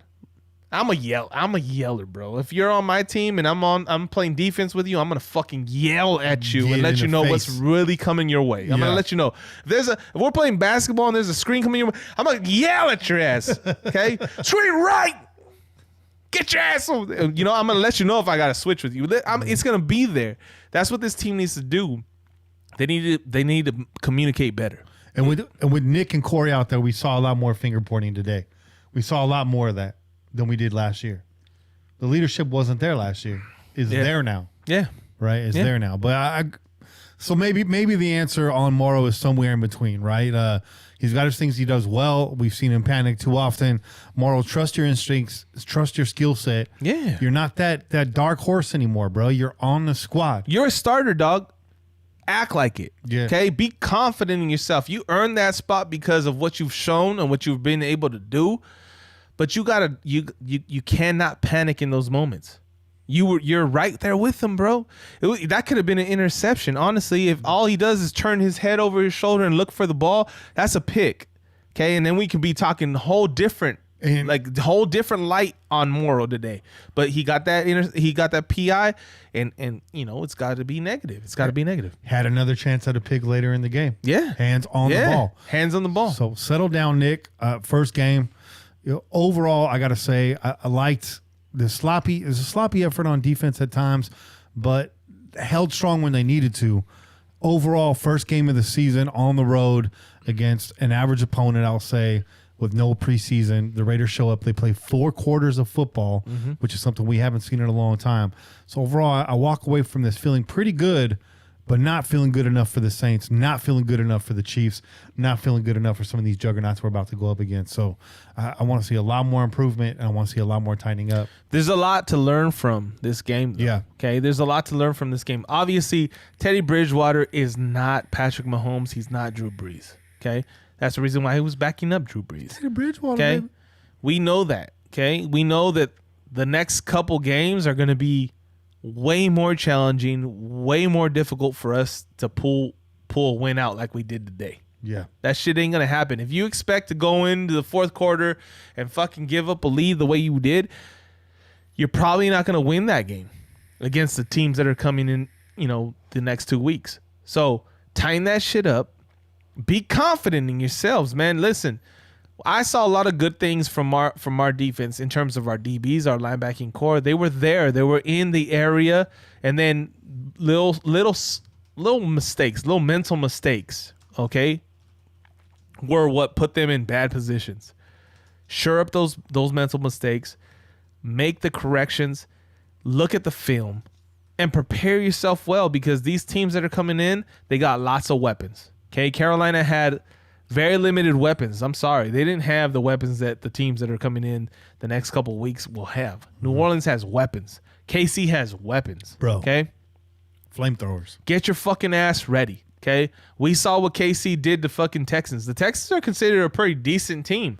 Not bad. You know, despite letting Hopkins go, they're still considered a pretty decent team, and they didn't do shit against the Chiefs. No. So be ready, Yeah. okay? Because they're not. Honestly, the Chiefs look at you guys and they think you're a joke. That shit should piss you the fuck off. Yeah. Okay? That shit should piss you the fuck off. The first thing you should do is come out and hit those motherfuckers in the mouth. Hard. Okay? Patrick Mahomes in the mouth. Okay? Tyreek Hill in the mouth. Get a late hit. Every one of those motherfuckers should get hit in the mouth and let them know we're not your fucking little brother. Okay? We're here to fucking beat you guys. And if you don't respect us, we're gonna beat you guys. I want to see bent face masks, everything. That's it, man. I want to see those nice brand new shiny helmets that they got because they very rarely got hit last week or on fucking Thursday. They very rarely got hit, okay? Very. I want to see those helmets scuffed up, okay? I want to see face masks scuffed up because Clods of grass. yeah, I want to see dirt. I want to see their fucking jerseys all stained up. I want people remembering that they played the Raiders. Yeah. That's what you should be doing. Yeah. You should be making people remember that they played you. Yeah. If you can't win, make them lose next week. That's it. You know what I mean? That's it. Because you hit them so damn hard. That's it. Bring that old school mentality back. So closing out the second half or the first half, Carter Aguilar over the shoulder, beautiful rainbow pass for 6. We talked about that already. It was a great way to close out the half to go in there with another touchdown. Man, we started scoring these touchdowns, and I was not used to it. I was like, we got in. We're in. We're in. Listen, man, as long as you have Josh Jacobs on your team, you should feel comfortable that you're going to score some touchdowns. You should. You should feel comfortable you're going to score some touchdowns. That Ball. Edwards, we talked about already, gets a quick wide receiver screen on the edge. Edwards putting some man boob all up on them. all up on the defense. All up on them. Intentional grounding on Carr. Vintage car. Didn't want to see that. Stalled out the offense, but forces a field goal. A little weird timeout, right? We elect to go for it, and then the timeout, and then we go for the field goal. At first, I was mad, bro. Yeah. Until I seen that ball go through the uprights, and I was like, okay. Hey, okay. All right. Hey, shout out Carlson, bro. Shout out to Carlson because I know we were on your ass last season. We were disappointed, and people were talking about, hey, we need a new kicker. They were coming for your head, son. Yeah. They were coming for your head. And people were excited about some free agent, bro. They were all excited about a undrafted free agent that was brought on the team. Listen. It's me. I'm people. I'm people. People were coming for your head, and you went out there, you did your job. Okay? Make those field goals. Nobody will say shit. And you know what? When we brought Carlson over from Minnesota, he did that. Hey, he did that shit when he came over from Minnesota, you know, in what was that, 2018? Mm-hmm. 2018. We felt good about him. I felt good about him. By the end of the season, I was like, hey, we got a kicker. Yeah. And then fucking 2019, he came around and we're like, what the fuck? Damn, Carlson, what's going on here, son? But listen, that's all right. We put that shit in the past and you move forward. Keep up the success. We know one thing about kickers. Kickers, it's all mental, bro. Super. Okay? It has nothing to do with their movements, with their kicks, with their strength. Nothing to do with any of that because they've been doing the same movement fucking for the majority of their goddamn life, okay? It's all mental. So as long as he stays hot and he stays high, he's gonna perform. Yeah. So he's gonna take this game. He's gonna take the success from this game. He's gonna carry it over. Mm-hmm. That's what I expect, Daniel Carlson. Carry this shit through the whole season.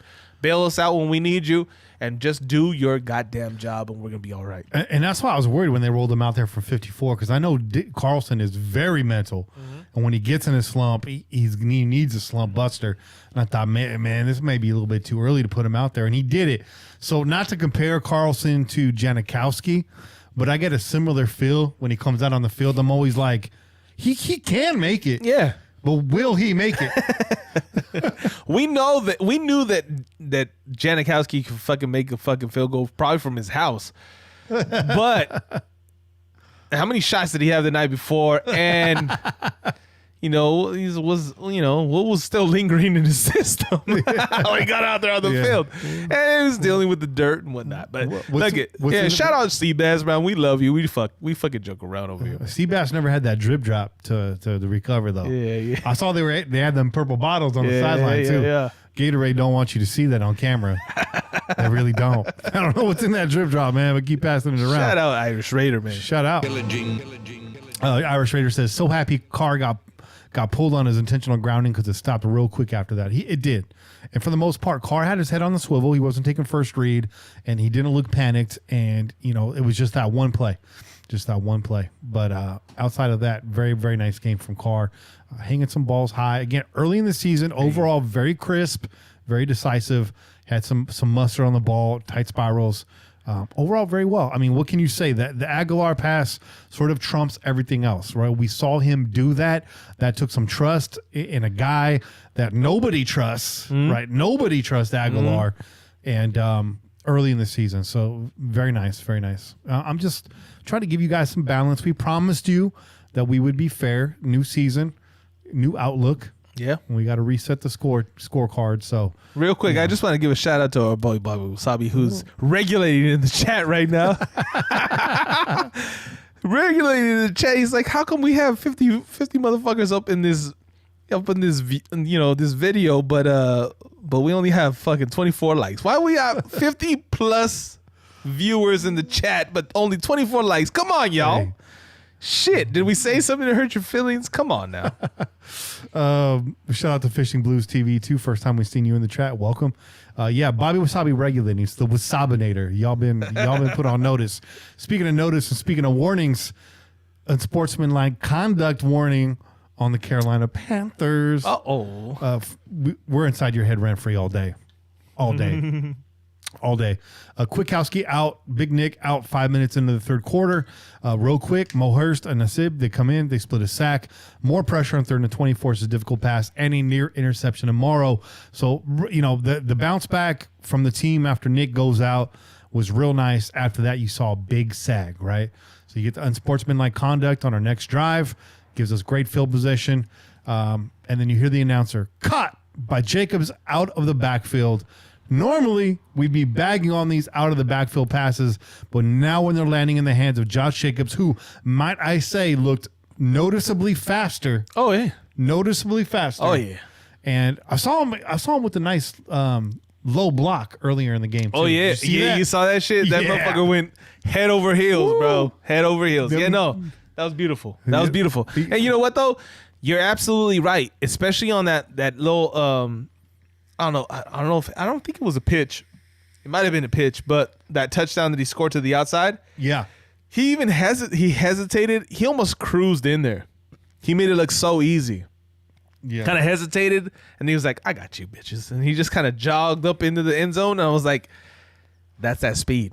That's that speed. Your boy's been working on the speed. Yeah. And that's all good because we already know he could do everything else. If he added a little bit of speed, a little bit of quickness to his feet, hey, it's going to be a good season for Josh Jacobs. I'm just saying, 3 touchdowns to start off with, hey, that's already a good start. I like that. You know what I mean? And the other thing, too, about the speed with Jacobs is this is never going to go away from Jacobs. He's a physical running back. But when you have that speed, you don't need to turn back in and lay the wood to end your play. You can now hit a jet, hit that next gear, and use your feet to get that extra yard. Not give up your body all the time. So 25 carries for Jacobs today. I like that. I want to see that continue. But what I don't want to see is an offense completely relying on Josh Jacobs again, right, to the point where we lose him, for 3 games in the season or more. No. So I like that. I think the speed is going to complement other areas of his game. I think it's going to keep him fresh, and it's just nice. Take care of that body, Jacobs. We're going to need you.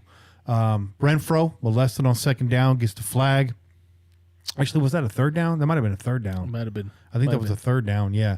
So 3rd and Renfro continues this year, and Booker and Jacobs, they do the rest. We go up another 6. We got some words for Devontae Booker at the end of this, too. Oh, let me hear that. Carolina comes back on the field. McCaffrey less than 50 yards in the first half. Abram versus McCaffrey. Abram wins. Fatality. Right? Fatality. And this is where We need that Mortal Kombat drop, bro. We need that Mortal Kombat drop. fatality. We need that for this year. Yep. Because I think there's gonna be some wood out there. Hell yeah. That's a great drop. This is the drive where the Raiders give up the fourth. I think it was like a 4th and 2 to McCaffrey. But later on, Joyner, good coverage, DJ Moore in the end zone, in his head and drawing the flag. DJ Moore puts a finger on the helmet, gets rung up for unsportsmanlike conduct, and they get the official warning for ejection ejection at that point. So in the head, man, in their head, in their home, in their house, in the face. In the face. In the face. In your face. We need that drop too, man. Man, we need a drop person. I think at this point for the show. Yeah, man. We're looking for a person who wants to do that. The job pays $0. Juice, hey Juice, get over here on this board, man. Here you go, Juice. Hey, come hang out. There'll be plenty of fucking cold chelas. Yeah, that's about all we can offer right now. There's no healthcare plan. No benefits, son. No 401k. No life insurance policy. Although you might want to take one out. If you're gonna be drinking all these chelas, you might need one. Yeah. Especially when this heat comes back around. Yeah, right. Oh man. They did make note in this third quarter. Carolina stacking the box with the Raiders staying conservative on offense. Douglas with a pass breakup on third down, and that's the end of that. Carolina comes back. Arnett beat badly. Harris whiffs. That's the big play by Anderson, 75 yards. That's a big second half play that we're looking to contain. If we contain that play right there, this game I feel like not nearly as close. Oh no, I mean absolutely not. Absolutely not. Because they follow up Robbie Anderson again with the 2-point conversion. And now they're up 30-27, and that's where things. That's when the butthole starts to go. You know, that's when the brown iris starts to close up. Fucking chocolate starfish. Chocolate starfish. The chocolate starfish was like, I don't like it. You know, that fudgy aperture. I don't even know. Pull names out of a hat now. Oh man! Las Vegas gets back on the field. Jacobs with another big gain after a catch out of the backfield.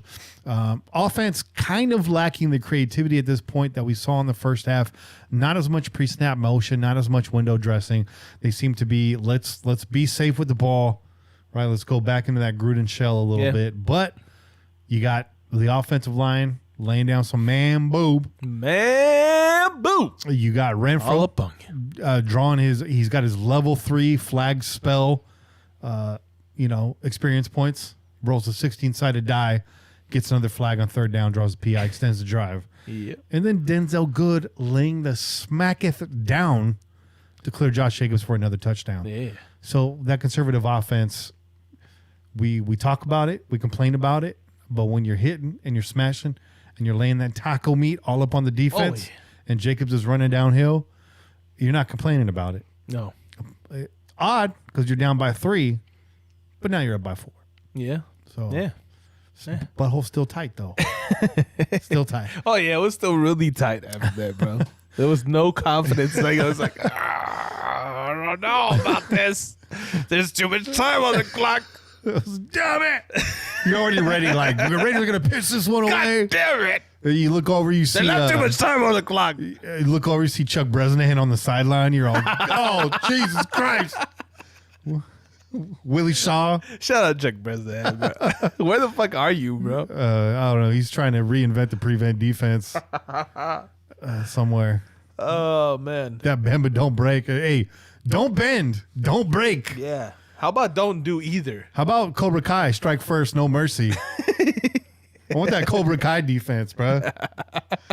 You gotta fucking hire Johnny, bro. Johnny! Put him in the body bag! That's what we need, bro. I watched 10 episodes of Cobra Kai yesterday, dog. Bro, I've already seen all those episodes. I saw that they just got moved to Netflix. Yeah. I saw those bitches on YouTube because they were a YouTube original. So I saw them all. Put out a new goddamn season already, man. I'm ready to see. They're on season 2. No, I need season 3, son. Oh shit. Yeah, I'm through all that. Shit. Hey, you know what else is being talked about though? I don't know if you ever got into this. Apparently, they didn't really get any viewers. Kingdom. So Kingdom just got brought onto Netflix. They're about MMA. Oh, okay. That shit was on Audience, which was fucking random ass channel, right? On DirecTV or something like that. Yeah. And I had heard about it, but I never got to watch it because I didn't have DirecTV at the time. Yeah. They started in 2014 and shut it down 3 seasons in 2017. Launched it on Netflix in July, and that shit got popular. Hit, like, people were watching it like crazy. I watched the whole shit already. I already watched all 3 seasons. They're talking about a 4th season. Oh. I hope it comes back. I recommend it, man. It's pretty fucking good. It's crazy. Yeah. It's crazy. Like, it's a show or like a documentary? no, it's a show. It's a show. It's a TV show about like an MMA family. Okay. Yeah. I'm not into MMA, but I'll give it a shot. No, it's fucking dope though. It's fucking out there. It's there's a lot of crazy shit going on. Yeah. Yeah. Peace out, Diego Lopez. He's out. Peace out, man. He's like, I still ain't got my fucking painting. No, that's not Daniel. That's Daniel. That's not Danny Dub, right? No, Diego. I said shout out to Diego. I forget who it goes to. Hopefully you remember. I do have a scanner down there. Let's take a look at that when the show's over. Yeah. Maybe that'll do something. There you for go. I don't know. Anyways, back on track. 4th quarter, 4 minutes remaining. Carolina back on the field. McCaffrey opens up the drive with authority. And here we go. Clock's ticking. 2-minute warning. Carolina at the 50. Normally we'd be like, we got him right where we want him. But now we're like, fuck. Uh-huh. But McCaffrey short on 3rd and 4. Tackle by Morrow. 1:23 left. Timeout by the Raiders. 2 second timeout. 1 left. 4th and inches is your boy Klee. Yeah. Hey, and they gave the ball to the fullback. Dude. The announcers were going nuts about that. They're That's like, all Panther fans are talking about right how now. is it that your best player on your fucking squad doesn't get it on 4th down? Everybody knows McCaffrey is your best player. And maybe that's the reason the coach outcoached himself. Because you outcoached yourself in that situation. You overthought it. You said, I can't go to McCaffrey. Everybody expects the ball to go to McCaffrey. I know. I'm going to give it to the fullback who's gotten 1 fucking carry this game. Shut down. Shut down. That was a brilliant play. Thank you, coach. We appreciate you. And that was the key to the game that we didn't mention. We got off the air the next day. I'm talking to Bobby. I'm like, that's what we didn't talk about is a coaching matchup. You got the veteranship of John Gruden and Matt Rule, first-year NFL head coach, and where the rubber meets. How we said that, we would have nailed all the keys to the game for this week. But I think we were 3 for 3 if you go back and listen to last week's show. So, you know, and that was the game right there. So I had a couple shout-outs, a couple takeaways I wanted to mention. First of all, shout out to the Pepsi commercial that showed Charger fans indeed have no friends. I gotta shout out the backyard setup. It was real nice. Nobody was there. It was you and your wife. You have no kids. You had no pets. You had no friends. You had a bunch of empty patio furniture and a blow-up screen. You didn't have any neighbors, dog. You didn't have any neighbors, bro. He lived in a neighborhood all by himself. You might as well just watch the game at StubHub and you got the game day experience. Oh, man. Yeah, some people say, well, COVID, why did you have all those chairs out there? You know what I'm saying? All the invites. Y'all were just going to keep moving around? Man, he was selling them tickets like the fucking Chargers were. He got nobody to show up like the Chargers do. So shout out to Pepsi. Y'all still didn't end racism, but you did put Charger fan on blast. So appreciate that. Remember when they said Kylie Jenner was going to end racism with the Pepsi? Man, that was false advertising. Oh. It is a choice of a new generation, though. Which apparently, and it is the choice of a new generation. Apparently, that campaign slogan, when translated into Japanese, reads, "Drink it, and your dead relatives will come back to life." That's a true story. Not all of these ad slogans translate very well. So Pepsi, maybe do a little more research. But you nailed it with Charger fan. You gotta say you nailed it. You nailed it for sure. And also shout out to the commercial that showed the Raider fan busting out the graffiti on the side of the wall. Hey, the positive messaging. That's right. With the Krylon. That's right. You know, Raider fans, they do all kinds of shit. yeah, they do. They do all kinds of shit. We do podcasts. I paint. Kenny makes music. And somebody's doing graffiti right this second. I guarantee it. Yeah. Shout out to our man, Johnny. Shout out. Shout out to Devontae Booker, man, who, you know, we completely overlooked him last week when we were talking about who was going to get, you know, that spell running back position. Because come on. I mean, can you blame us though? I mean, he's a former Bronco. Right? It's gonna take a little while for us to like you, bro. Like, you can't just come over here from the Broncos and expect us to be like, Devontae Booker is gonna fucking handle that shit. No, that's not gonna happen, son. You gotta earn our respect. So look, we didn't take you into account, but we appreciate you. Yeah. We appreciate you. Now next week, do your goddamn job again. Do it again. That's it. But Devontae doing everything, doing some lead block, doing some catches, doing some running. One complaint. Looking pretty sharp. One complaint. Okay. Devontae, I saw one thing that happened, and luckily the ball did not end up in anybody's hands. It went out of bounds. But you ran through a bunch of people and you covered up the ball well while you were doing this. And you know what? I think part of your issue in Denver was fumbles. Okay. I might be wrong about that. Okay. But I kind of remember there being a little bit about that. Like you fucking losing the ball. Bro, if you are being held by a tackler or you just got through a pile of defenders, don't take your fucking hand off the ball, bro. You should have two hands on the ball and finish that run out. Okay? Instead, you took the hand off the ball. You were carrying the ball, I think, on the inside. Okay? You were all towards the sideline. You were carrying the ball on the inside with the left hand. Come on, dog. Come on. Protect the fucking ball. Yeah. That's your job. Yeah. It's your job. Okay? Job. They make fucking J-O-B. That's a J-O-B. You need to get one. It's the word of the day. Do your job, son. Do your damn job. Shout out to Trayvon Mullen for laying some wood. Looking pretty sure with tackling. Yeah, I like that. And Mullen's side was pretty got quiet low on all day. McCaffrey. McCaffrey was like, he was talking. I was like, what are you talking about, bro? You just shut the fuck down. Sit your ass down, dog. So Mullen looking as advertised, albeit against, about an average wide receiver core, I would say. We'll see next week. Next week's the test, y'all. I said it last week. This is going to be a great warm-up game for this young secondary. Y'all pretty much answered the call, save for one blown play. But that one blown play can multiply next week. Yep. Watch it, y'all. Yeah. Shout out to the tight end group doing grunt work. Didn't see a lot of balls go the tight end way. I think Darren Waller had like 4 receptions or something. 4 or 5. Maybe even 6. But other than that, tight end group quiet today. No Foster Moreau looks, no Carrier looks. One look to Whitted. That was kind of a question, that play call at that point. You got to make that score. Witten.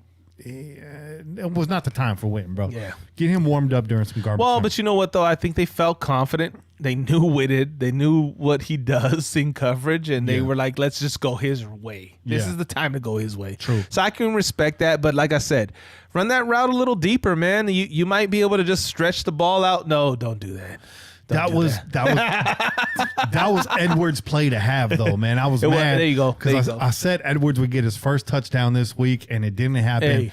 That was a perfect time to get Edwards involved. Give him that little out route. Give him a corner route. Let him go up for the ball. He's a big man, bro. Let him get up there. That's what we've been seeing in the fucking videos from fucking practice and training camp. Yep. Give him one of those, bro. That's short yardage. Give him one. Yeah. But anyways, tight end group put some man boob out there.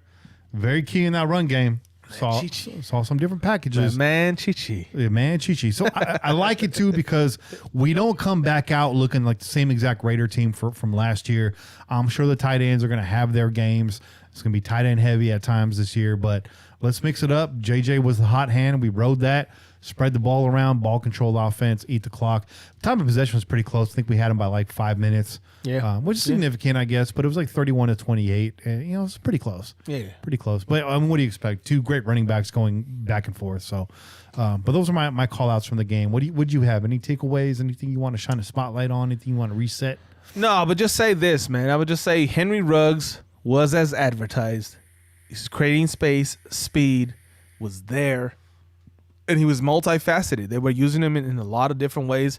If he's healthy, he could stay healthy. I think he's going to be exactly what Gruden wanted for this offense. Okay, a guy that can hurt you deep, but can also be used in a bunch of different ways to hurt you also. And they're using his speed and athleticism to the best of their abilities. I think that's the game changer that you need in a West Coast offense, because so many of the plays go short. Yeah. So many of the plays go, 5 yards short of the first down marker. Like, you have a guy like Ruggs, that changes that play. Yeah. When you got a guy that can fucking catch it and go from 0 to 60 in a matter of seconds, like, that's a guy that's going to make the West Coast offense explosive, right? Yeah. If not, it gets fucking boring. Yeah. And we're back to last season where we're like, what the fuck? Throw the ball down the field, right? This way, you don't have to necessarily throw the ball down the field all the time to make plays happen. Yeah. So, yeah, that's my takeaway. Ruggs, glad you're on this team. Hell Stay yeah. healthy, son. Stay healthy, bro. Because he looks like he's willing to do whatever it takes, and that's what we need. One last thing, I'll say it again. 4 quarters of football, 60 minutes. Even when we got down, y'all kept your heads up and got in there and kept pushing. So there was no quit in this team today. And again, over the next 4 weeks, competition is going to get real stiff. Keep that energy, fam. Keep that energy rolling into the next 4 weeks, because it's going to get rough. It's going to look dark at times. And even if it is dark, even if there's no hope, finish out. You know what I'm saying? We're going to take a quick break right now. I'm going to get Kane on the phone, and we're going to come back with Kane's Corner. Hell yeah. We're going to give you the MVP and the Trash Can Player of the Week. It's been a long time coming, so I know y'all are excited for that. Chay's going to hit the head right now. Yep. Maybe grab a cold one, and we'll see you back on the other side. Peace. Peace. That was close.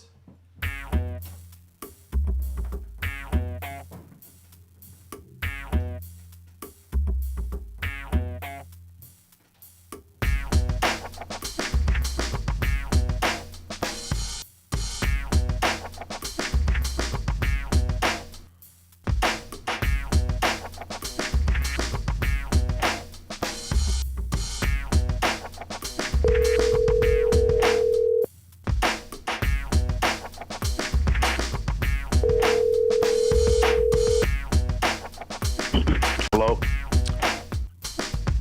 Hey, can you hear me? Yeah. All right, sit tight, and when we come back out of this break, we're going to go right to your segment. So, Joe. any call-outs you have from the game, but especially need your MVP and your Trash Can Player. Okay. All right, I'll be right back. Okay. Okay.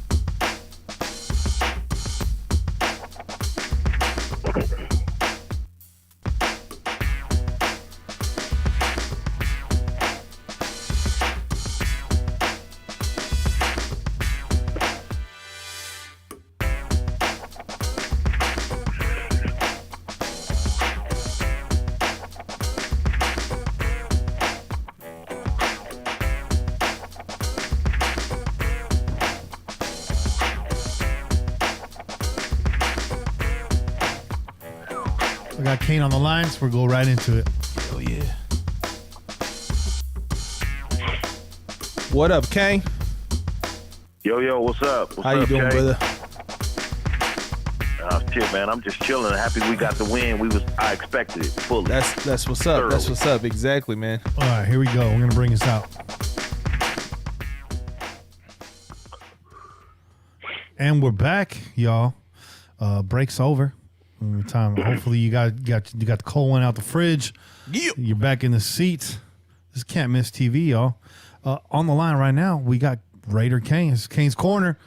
Kane, welcome back, man. It's been a long time. We've been getting together as a group now through Zoom, but what we've missed is real football, real MVPs, and of course the Reggie Nelson Trash Can Player of the Week, which we're gonna get to. But Che and I have had our time to kind of spit everything out.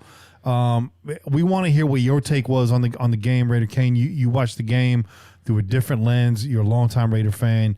You don't pull any punches, so just give us the raw. What you like? What did you not like in this game? How do you feel about this team coming out of week one? Coming out of week one, I think just like everybody else, it was a little sluggish, but we looked pretty good on offense. We actually looked good on offense, in my opinion. There's some things that's got to be, worked on, or practice will help, but Ruggs is the man. Ruggs is came as built. I was happy to see him make plays. I was happy to see us go deep early and often and use our deep threat. And, as long as this guy stays healthy, I think we got the skies are really blue, going forward. As far as defense is concerned, I think, we got a lot of young guys on defense right now, a lot of, people still trying to learn how to play together as a unit, as opposed to the offense already being a unit coming into it. So I think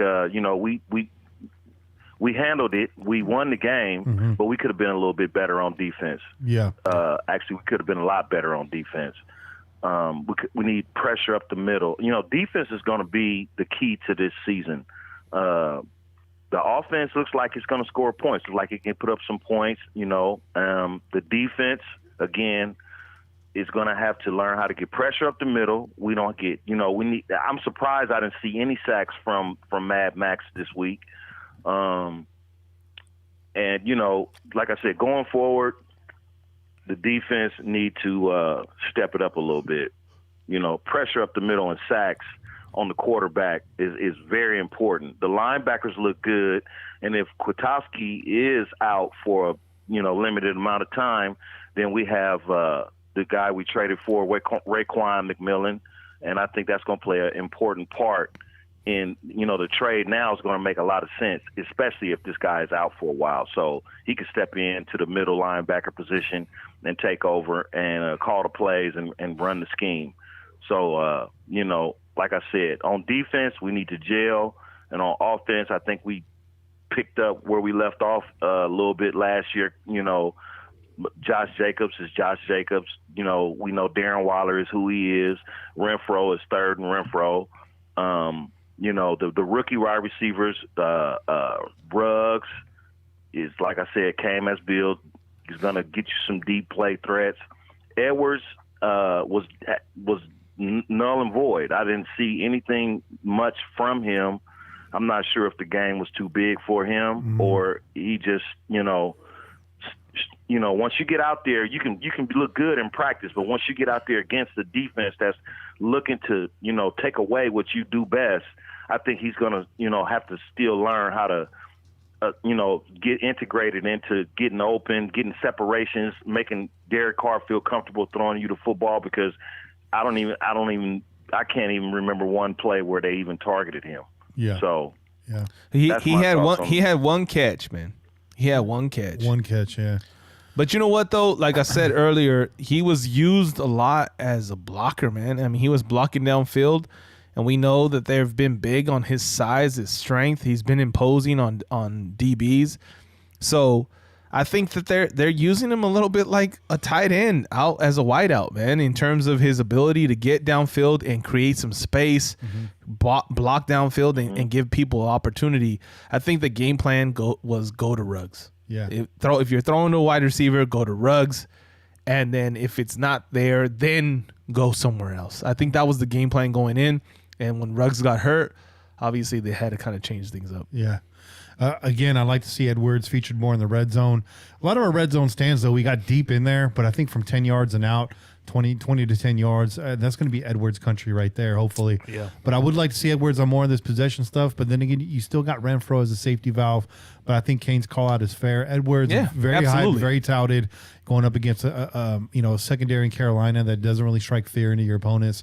Would like to see more from Edwards this week too, Kane. I think that's right on. Well, I'd like to see some growth and, some what's the word I'm looking for? God damn it, I can't think of the word right now, but I want to see him get on the same page with Derek Carr. Yeah, some chemistry. Okay? There you go, some chemistry with Derek Carr. Work on that, because I'm sure he's been working behind Tyrell Williams, so there hasn't been a whole lot of time on the field getting passes with Derek Carr. True. So look for that in the next coming weeks, right? It's going to take a little bit for him to gain that chemistry, absolutely, gain that trust. Yeah, absolutely. I agree with you, Shay. I think for Edwards, he has to earn Carr's trust, and I don't think, looking at the game today, Carr doesn't trust you yet in game situations, and we know that's big. We all know that Carr is a quarterback that he'll test the defense with the ball, the go up and get ball, but he won't test the defense with Edwards. It's going to have to be like an Aguilar, like he did at the touchdown to Aguilar. Yeah. It's going to have to be somebody that he trusts. And I saw that today. If Aguilar scored a touchdown and Edwards didn't, then obviously it's a trust situation right now. Yeah. So like I said, he's still a work in progress. Yeah, absolutely. Yeah. So again, just because we've been calling out the opponents, I'll just reset it. In the next 4 weeks, we got the Saints, we got the Patriots, we got the Bills, and we got the Chiefs. All 4 teams that won today. Bills look pretty solid. I think Josh Allen, though, he's not quite NFL quarterback yet. Relies a lot on he's a runner. He's a runner, and that's an opportunity to hurt somebody. That's what I see. That's what I see. But the Patriots eked out one today. Maybe we can snatch that chain when we get to Cam. But it's, again, the Panthers, it was a softball coming out the gate, and this was your chance to get it, some chemistry, get some momentum, and unfortunately the injuries were costly. Somebody in the chat was asking if that's the same calf that bothered Trent Brown last year, and I don't know. I know it was the right calf today. Yes, it is. Is it? Yes, it is. Okay. Yes. So that's concerning. And then Sam Young. Same injury. He needs to restructure his contract ASAP. This dude can't stay on the field. I don't know if it's because he's 6'8", 300 and whatever, 400 pounds or whatever he weighs, but he needs to take some of that weight off and stay healthy. I don't understand what else it could be. He cannot stay on the field, and that is hurting us big time. We could have had way more rushing yards than we did today. Josh Jacobs is on fire. This dude is on fire. He looked better than the people that say the best running back in the league is McCaffrey. Shit, he matched McCaffrey blow for blow, run for run, carry for carry. You know what I'm saying? So had we had our, starting right tackle in there, it would have been way worse rushing yards than it already was. Yeah, and then, definitely. And then Sam Young goes down and is being written right now. Sam Young with a groin injury. That's going to linger for sure. So now you got Denzel Good on the spot, who showed up well today. But now the Saints, they're going to be looking at that. They know Good's coming in. They know he doesn't play tackle. He's normally in there at guard. So even though he did well today, against a Saints team with a good defense, that Saints offense is so good that the defense gets no credit. And that's a good defense. That's a playmaking defense. And so they're going to be scheming for that. And what's worse is now you've thinned out your backup tackle position, because I believe Simpson is hurt too, which now puts pressure on Andre James, your backup center. May have to play Brandon Parker. Brandon Parker, Brandon Parker's there. Your right tackle. Yeah. Brandon Parker at tackle, and then, Gabe Jackson has issues. So, like I said last week, the depth at offensive line is going to be really key this year, and which is why it was a head scratcher to see Devi go and to see David Sharp go. But I understand you're not going to carry that many offensive linemen, but already week 1 and the big man's down, backup is down, and now you got a guard playing tackle because he's Denzel Good's the best backup that we have, in my opinion. Absolutely. That's your offensive lineman that can play up and down the line. Maybe not center, but he can play guard. He can play tackle. On both sides of the left guard, left tackle, right tackle. That's what you need in your backup. Your backup offensive lineman. You need somebody that can play all along the line. And he's the guy for right now. What happened to the guy we drafted? Didn't we draft a right tackle late? What happened to him? Oh man, I think he's. We did. Yeah, I think he's practice squad. Practice squad? Did he make the squad? I'm not sure. That's what Kenny's saying though. I think he went to practice squad because he didn't make the squad. Yeah. Let me look this up. So we have. So while you looking that up, bruh, we have. And I've looked at this after we made the final cuts, and I'm just like, we have no depth. I mean, none, literally, at all positions. You can go around and pick and choose which ones may have some depth, but really, we have no depth. After, like I said, when Ruggs went down, I was like, oh shit. There's who's okay? You bringing in Aguilar? You lose Edwards. It was guard. Who do you have after Edwards? It was going back to guys from last year. I'm sorry. Go ahead. Just to double back, it wasn't a tackle. It was the guard John Simpson, who is injured right now. He is on the squad, and then I think going back to last year, the tackle might have been, was it Lester Cotton Jr. In 2019? I think so. That we drafted. I think so. Yeah. And he was either released or he's practice squad right now. So. Yeah, sorry. So we have so just what I said, we have no depth. Yeah. None. So that in order for this team to win 10 games, we're going to have to stay healthy, especially on offense. And the defense is going to have to play a bend but don't break defense. I thought, okay, I've been screaming, rookies, let's go young. I saw it today. The DBs, they struggled a little bit. I mean, they played some good defense, but they struggled a little bit. I don't know if it was the newness of the game or whatever. I like the physicalness of Arnett and Mullen. He made plays when the plays presented themselves, but we still look like we need a veteran in that defensive backfield, somebody that's better than Eric Harris. And, Joyner he played pretty solid today, but is he the guy that's going to make these guys better? You know what I'm saying? Is he the veteran that can make the defensive backfield better? Because I didn't see that today. I saw Bridgewater be able to make some plays, throwing the football. He was able to make plays. Like I said, the linebackers look good, but the defense as a whole can do a whole lot better. It can just be 2, 3, 4, 5 steps better than it was today. We almost lost the game. Oh, for sure. Eric Harris almost cost us the game today. Yeah. Yeah.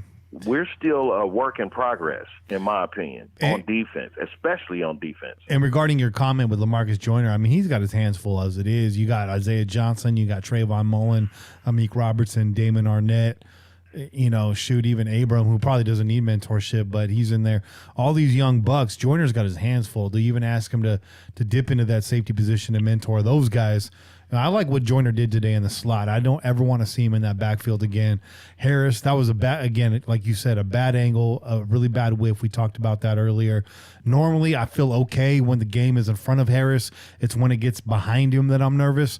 But today, after that play, That was a little uncharacteristic of Eric Harris. I won't say he's a lights out, he's not a Pro Bowler, but when the game's in front of him, I feel okay. Eric Harris is a good downhill player, but that was just a big whiff. Let's chalk it up to no preseason, maybe guys trying to get their legs underneath them. But yeah, that was no bueno. That was not a good look for that entire secondary. Let's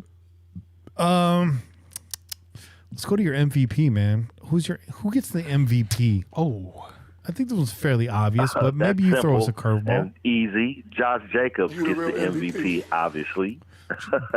That's it.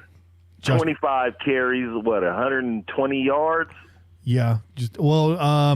90, I think like 95 yards and then 45 yards receiving on 4 catches. I believe it was a little right. Okay. So total. Yeah. Right. But he's the MVP. So he's your best player on your offense for sure right now, hands down. Him and Ruggs. I'm not gonna count Ruggs out. Ruggs looked really, really good, and I keep saying this. He came as billed, and of course I'm gonna say this because I was the guy that said we would draft him in the first place. So obviously I was happy to see him be successful today, and I was happy to see Derek Carr unleash, go downfield, and he tested their defense, and I was proud of Carr to see that today, and I just hope we keep doing that. But if Ruggs is injured or if he got to sit out for a couple of games, it's gonna be it's gonna be tough, man. You cannot lose Ruggs or Josh Jacobs at this point. If you lose one, you're gonna struggle. Huge. You cannot lose either of those players. Those are your best 2 players on offense right now. Because with Waller, obviously Waller and Renfro, but I'm saying play making guys that's going to get you that play downfield or that play that's going to get you the first down. Those are the guys. I saw that today, and I was proud and happy to see that. So we'll see going forward. Yeah. But you got to play better against the Saints next week. The Saints ain't the Panthers, bro. So because behind Ruggs, what do we got? Zay Jones, Nelson Aguilar. These guys paired with Bryan Edwards, and I like Bryan Edwards, but that's not a 1-2 that you can get behind right there. That's not a 1-2 that's going to scare anybody. That's going to bring us right back to the Darren Waller, Josh Jacobs offense, which we like both of those guys, but then you become one-dimensional, you become predictable, you start loading the box, and you saw what happened at the end of last season.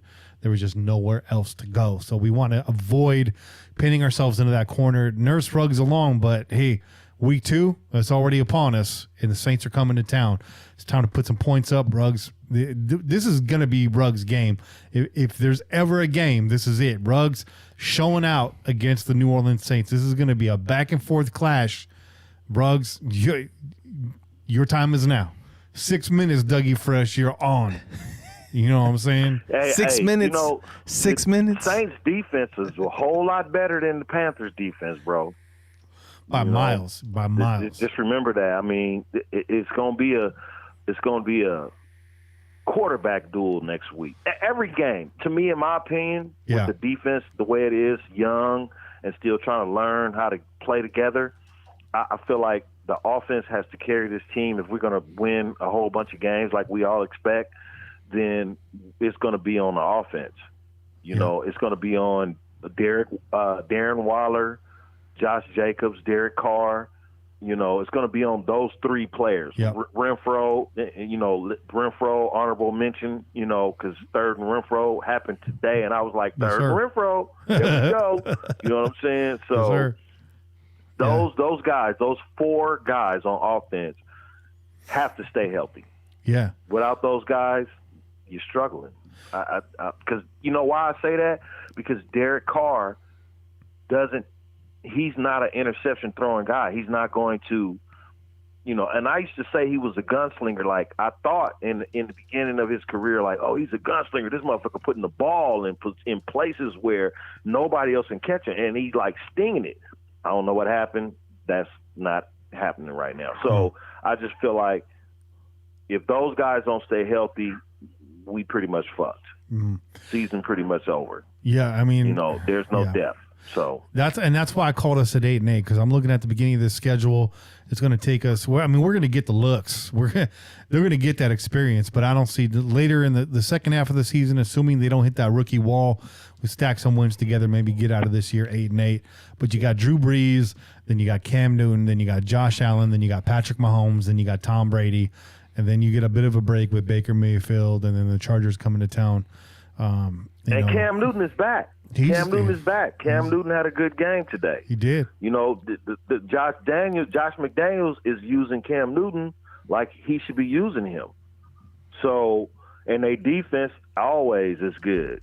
You know, the Patriots always got a good defense. Yeah. So that's not going to be an easy game. You know, people say, oh, we can beat the Patriots because they got Cam Newton. Well, can you play better than their defense on offense?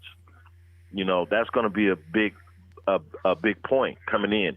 You know, Tampa Bay, to me, looks like the next winnable game. They didn't look too good against, you know, Tom Brady threw 3 interceptions today. Mm-hmm. You know, that's Tom Brady-like. So did he really? He threw three picks, huh? I didn't even see that. Yeah. Hey, you know what though, man? The Saints defense is underrated, bro. I think somebody in the chat even said that, and I don't understand how, because they've been one of the better defenses the last few seasons. Yeah. But there is, like, I guess people just focus on the Saints offense and they neglect the defense. Saints defense is fucking legit, bro. That defense is legit. There's a reason why they've been one of the favorites going into the playoffs to win the Super Bowl, because their defense is legit, bro. Their defense is Dennis legit. Allen, so Tits Allen, just doing his thing. Hey, but listen, Tom Brady in Tampa Bay. Hey, yeah, it's Tampa Bay. It's still Tampa Bay, bro. Like they're not. They got a whole bunch of receivers. Their running back is who now? It's not Warwick Dunn's not walking through that door. Warwick Dunn, Mike Allstott, or Cadillac Williams ain't walking through that door. Yeah. No, I forget who they picked up. Wait, they picked up Fournette. They picked up Leonard. They Fournette, picked up Fournette, right? So they got a lot. They got some time to gel. So they're gonna struggle a little bit, I think. Well, we're gonna be getting them right where they might be putting everything together. That's what I don't like. So don't get overconfident. Yeah. And expect Tom Brady to be Tom Brady. At least Tom Brady that we've known of recent years, that's always figured out a way to beat us and make us look stupid. Yeah. But look, we got a chance against all these teams. I don't give a fuck what happened today. I get it, bro. I get it. We got a chance, but if we don't play better on defense. No, absolutely. You know, but listen, man, this is the same scenario that everybody's in, okay? I don't think there was a whole lot of great defense played this week. Like, so far, like, let's go up and down the scores. The Texans had some of the worst tackling I've ever seen in the NFL. Absolutely. I think it's all a part of not having off-season workouts. That's what I'm saying. That's what I'm saying. Would look pretty much fucked up on That's what I'm saying. I feel like this no preseason, these off-season workouts that were limited, the training, the off season that we were doing in the training camps, like all that shit was limited. And to me, that affects the defense way more than the offense, because the defense has to communicate. The defense has to be on the same page, and you can't learn that without being physical and without being like putting hands on motherfuckers to be the best defense that you can be. And they were very limited in that. They didn't get no preseason games to make contact. While you saying that, bro, I was just watching the Rams and the Dallas game, and the defense for the Rams are. Yes, you're right, Chase. But it's the same. But those motherfuckers haven't really changed a whole lot. We're a work in progress. But if you are good on defense, you're gonna just be good on defense. If you're just a good defense, Baltimore, the Rams. If your defense is just good, period. It don't need no off season. No, I absolutely agree with you. But when you're a bad defense, as the Raiders have been for the last few seasons, and you're adding pieces to try to correct the problems that you have, you cannot expect an off season like we've had to solidify this defense. This defense has to have some time to gel. Like I said, 4 or 5 weeks in, we're gonna see whether or not this defense is still a problem or if it's actually becoming what we expect it to be. That's really what I think. In terms of the teams that you're talking about, Baltimore, they're schooled the same way for the fucking years, bro. Their coaching staff hasn't changed.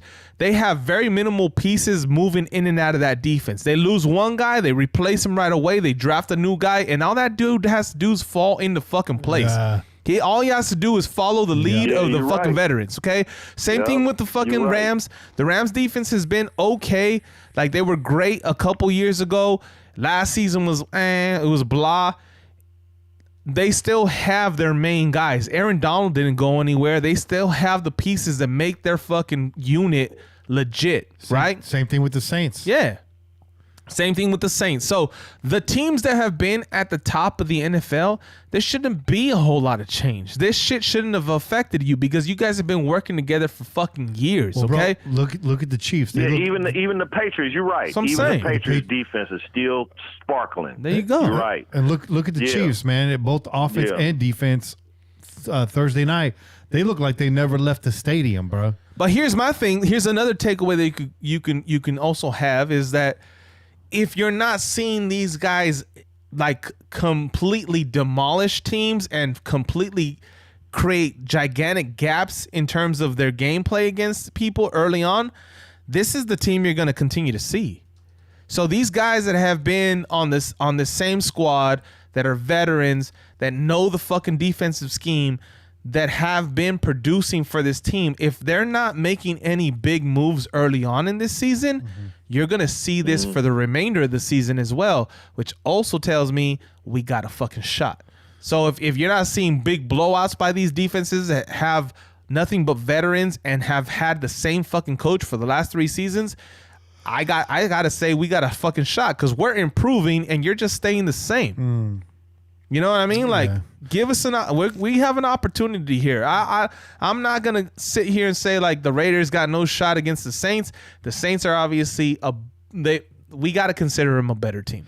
We'd be fucking foolish and we'd be David Carr if we were saying that we're just gonna go in and blow out the fucking Saints. I love it. Okay. I love that. Okay. Great take. Great fucking take. But we got a shot. Yeah. Here's the key to success for every unit on our team this year. Stay on the field because we already talked about it. The depth is boo-boo.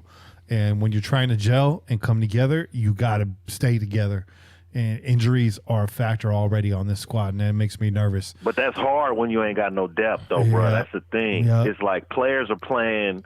Like I saw Jonathan Abram play a little bit softer today. I saw him play a little bit like he had a chance to wear this motherfucker out, and he kind of like almost missed the tackle. Hey, he's trying to go to game 2, bro. He's trying to make some week 2. He was making some business decisions out there. Yeah, but he played calculated into the ball. So you saw him turning and going with that good shoulder. Saw that on the hit on Bridgewater. You saw him turn up. So I agree with you. But 13 tackles is no joke. Abram still came to play. So bring the energy. Came to play. But he just played a little bit different today. He did. Played a little bit different. A little more savvy. A little more veteran savvy. Somebody must have told him stop laying the wood. You know what I'm saying? We need you. We need you for 16 weeks. He could have laid the wood on that receiver, and he kind of – I was like, why didn't you fucking rip his neck off? Like, he missed him. Like, you – like, well, dude, you had it. That was your play of the game. You know what I'm saying? Like, that was your – I'm back, nigga. Here I am. What's happening? And you just whiffed it. He didn't whiff it. He tackled him, but he could have did better. I was just like, come on, you trying to save them shoulders now. He could have ended Bridgewater's career on that hit if he wanted to. He's a little early, but he could have laid the wood. But that hit on McCaffrey was church. That was the truth. Hell yeah. You know what I'm saying? So Kane, you gotta lay it on us, man. The Reggie Nelson trash can player of the week. Oh shit! Back up the truck. Well, I'm gonna give it to Eric Harris this week, man. You've been my MVP player when you played, in the game against the Colts last year. I gave you your props, so now I got to give you props on fucking up today. Yeah. So you were a liability today in defense. I thought Eric Harris was yeah, I was a little bit disappointed. Eric Harris, you my trash can player. Yeah. There it is. Fair enough. Overall, though, pretty sound game against average team in a week one with no preseason. 4 quarters of football. I kept saying it. I'm going to keep saying it. 60 minutes of football. This team played from whistle to whistle, and they closed this game out. Shout out to Cleve Farrell. Shout out. For the big play of the game at the end there to seal it. But I'm not going to argue with that. I think solid MVP, solid trash can. Yeah, I got no complaints.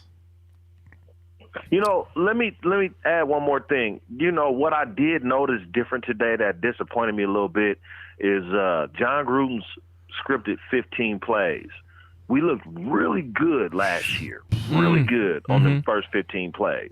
This year, we went 3 and out. I was a little shocked, and I said to myself, rookies, Derek Carr and the rookies. This is going to be a struggle all year long. Rookies. And I'm big on Ruggs and I'm big on Edwards. Ruggs is not the problem because he obviously trusts Ruggs to death. Like he probably was mad that he got hurt. You know what I'm saying? But Edwards is going to have to step it up and get some separation or get in Derek Carr's good graces or whatever. But that's what I saw. I saw a 3 and out when we didn't see one last year on probably any of the first series of any games last year. So those first 15 scripted plays today kind of disappointed me. So, you know what? When I didn't see this week that I liked is our linebackers not ripping off chin straps, pointing the fingers at each other, throwing the hands up like what the hell happened. Yeah, linebacking crew played pretty tight this week, with the exception of a couple misses by Morrow, but Littleton and Kwiatkowski and. Big difference. What was Morrow doing covering the tight end 20 yards down? Where was the safety? See, this is what I'm saying. Where is Eric Harris in that play? This is what I don't like. How did you leave Morrow to get a pass interference? He had no choice. What else was he supposed to do? Let him catch the ball and score a touchdown? Where were you, Eric? You know, this is part of being a strong safety. So where was the blitz today? I mean, I'm sorry, a free safety. They brought a few blitzes, bro, but they didn't really get after the quarterback. And it goes back to what you said. It goes back to how much of the game plan was just keep McCaffrey contained. Yeah. Right? Because I really think after you said that, I'm like thinking back at all the plays and I'm thinking about the lack of pressure, the lack of blitzes, and I'm like, they know who's the one fucking dude that could really hurt you.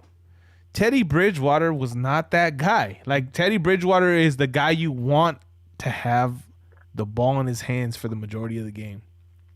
Not because he's a fucking horrible quarterback. Force him to make a play. But because he's 100%. not gonna make something out of nothing. He's only going to manage the game and he's gonna take what you give him. But that's our quarterback too, though, bro. No, it is. It is absolutely. You have our quarterback should have the leg up because he's been in this fucking offense for 3 seasons. Teddy Bridgewater has plays like that. Hey, Teddy Bridgewater has been in this fucking team on this team with this offense all of one off season, which was a fucked up off season. Okay, you put the hands in the ball of Teddy Bridgewater. Okay, Derek Carr, you have 3 seasons. You better fucking handle it. That's it. Yeah, you had 3 seasons and you had an off season with your receiver. Look, Derek Carr didn't make me pissed off today. So I'm not even going to talk me neither. That's that. what I'm saying. He didn't make me pissed off. He didn't make me excited. He just was Derek Carr. He didn't lose the game. Was Alex Smith. He managed the game and we won. That's Alex Smith. That's it. And listen, and you know what? As long as the rest of our fucking players are performing, that just might be all we need. Okay? I'm not this week. Was that what KC needed to get better? No, bro. But we're not talking about KC. We're not KC. Okay, we got to win this week. We got to win this week. We're running this fucking system, bro. We got to win this week. We got to win this week. We've already gone through our criticisms, Kane. We know what our criticisms have been. I'm not about to sit here and criticize on a win, okay? I love you, my brother. Hey. And I love the battle. No, I know. And I'm not trying to battle. I'm not trying to battle at all. I'm with you. I understand where you're coming from. You already know that. I've already said my piece more than once. But we got a W. Okay, so like beggars can't be choosers, son. Like we gotta take what we got. We got a W, And we got to hope that this team starts to gel on offense even furthermore, and that we start to see more points scored, and that Derek Carr is behind a lot of those points. Okay, that's all I got to say about that. I'm not about to go down 1,000%. I'm not about to go down that. I think we all agree that path. Derek Carr is the reason we should be 10-6. That's if what I'm saying. we're not 10-6, then we have to blame the quarterback. Hey, that's just my opinion. That's fair. That's fair. And anybody that feels differently is, entitled to their opinion, but, we're going to make fun of you. Kane, brother, it's good hearing your voice again, man, especially after a W, man. Especially after a W. Yeah, hell yeah.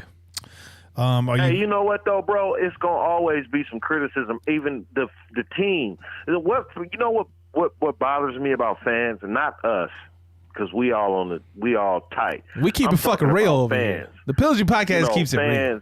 Other fans, they don't look at it like that. They don't look at like, oh, well, there's going to be this, there's going to be that, there's going to be this or that, or that effect is going to have an effect on this or that. They're just like, oh no, if you didn't have this, then it wasn't Derek Carr's fault. Whatever.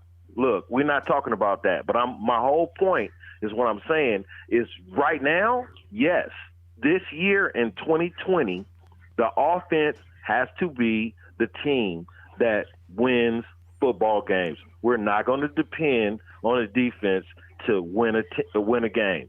Not at least in these first 4 games. They are still a work in progress. You have 2 rookie cornerbacks. You got New and Littleton and Kwiatkowski. They might have worked together in camp. Great. That was good. Somebody else gaming you. You're going to have to figure out how to work together in that manner. And so going forward, the offense has to be dominant, and the defense is going to have to play bend but don't break football, and they're going to have to learn how to play that really fast, because you got 6 teams that's coming up that can possibly score 30 points against you. Maybe not New England, but Buffalo and New Orleans, Tampa Bay. These teams can score upwards of 30 points. You saw it today. You saw it today, bros. The Carolina Panthers, who's 30 new players with a new quarterback, and all they have is Christian McCaffrey and some nobody-ass wide receivers, scored over some 20-some-odd points. It's true. Damn near 30 points against our defense. That's just a raggedy, garbage-ass team.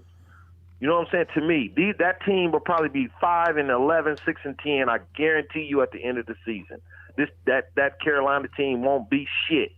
And if you let that team score that many points on the defense, then there's no other way to put it. This defense is a work in progress. Our offense has to be the carrier of this team. The reason why we win is going to have to be the offense, and that starts with your leader on offense, Derek Carr. Yeah. Was that better? Absolutely. No, yeah. Everybody that's a Derek Carr fan, does that sound better for y'all?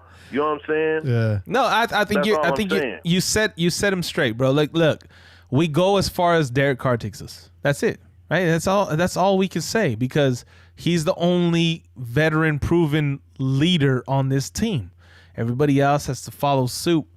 And it's always in the hands of the quarterback, man. Mm-hmm. And whether you like it or not. But this is truly Derek's team. This is truly his team. Absolutely. So if this is your team, then you have to be the one that makes sure we win games. You're going to have to make plays. You're going to have to challenge John Gruden. There was a couple of plays that I saw Derek Carr run off the – matter of fact, when he called timeout and he ran back to the sideline, he put his hands up to John like, wait, slow the fuck down, dude. Like, this is what's going on. You're going to need to start doing more than that. Yeah. You're going to need to do more than that. You know what I'm saying? To be the winning quarterback of this team. Yeah. Hey, Gannon. You're going to have to argue your offensive coordinator, period. Watch some Gannon and take notes. It's been proven. We've seen it. Rich Gannon said it on TV today.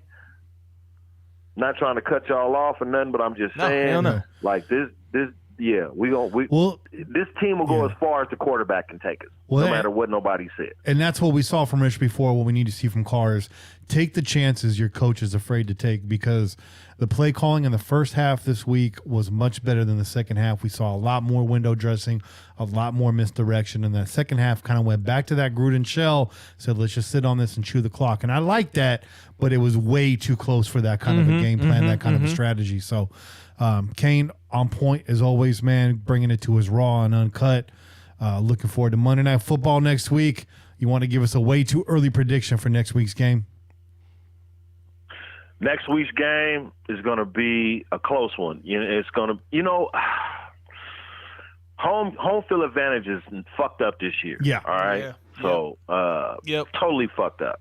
So it's an equal game in everybody's stadium. With that being said, if you're not better than the Saints, you're not going to beat them. That's my prediction. Yeah. Okay. Are you better than the Saints? No. No, I don't think we can say that, man. That would be some homerisms going on in this studio if we just sat here and said we're better than the Saints. I mean, this is a team that's been in the playoffs how many seasons in a row, and we haven't seen the playoffs since 2016. So Yeah. it just makes it's just obvious. Yeah. Okay, now Don't get embarrassed. We sure hope that we can beat this team. I sure hope that they go out there and outplay this team, because that would be great for us as a fan base, man. Yeah. For us to see a win against the Saints.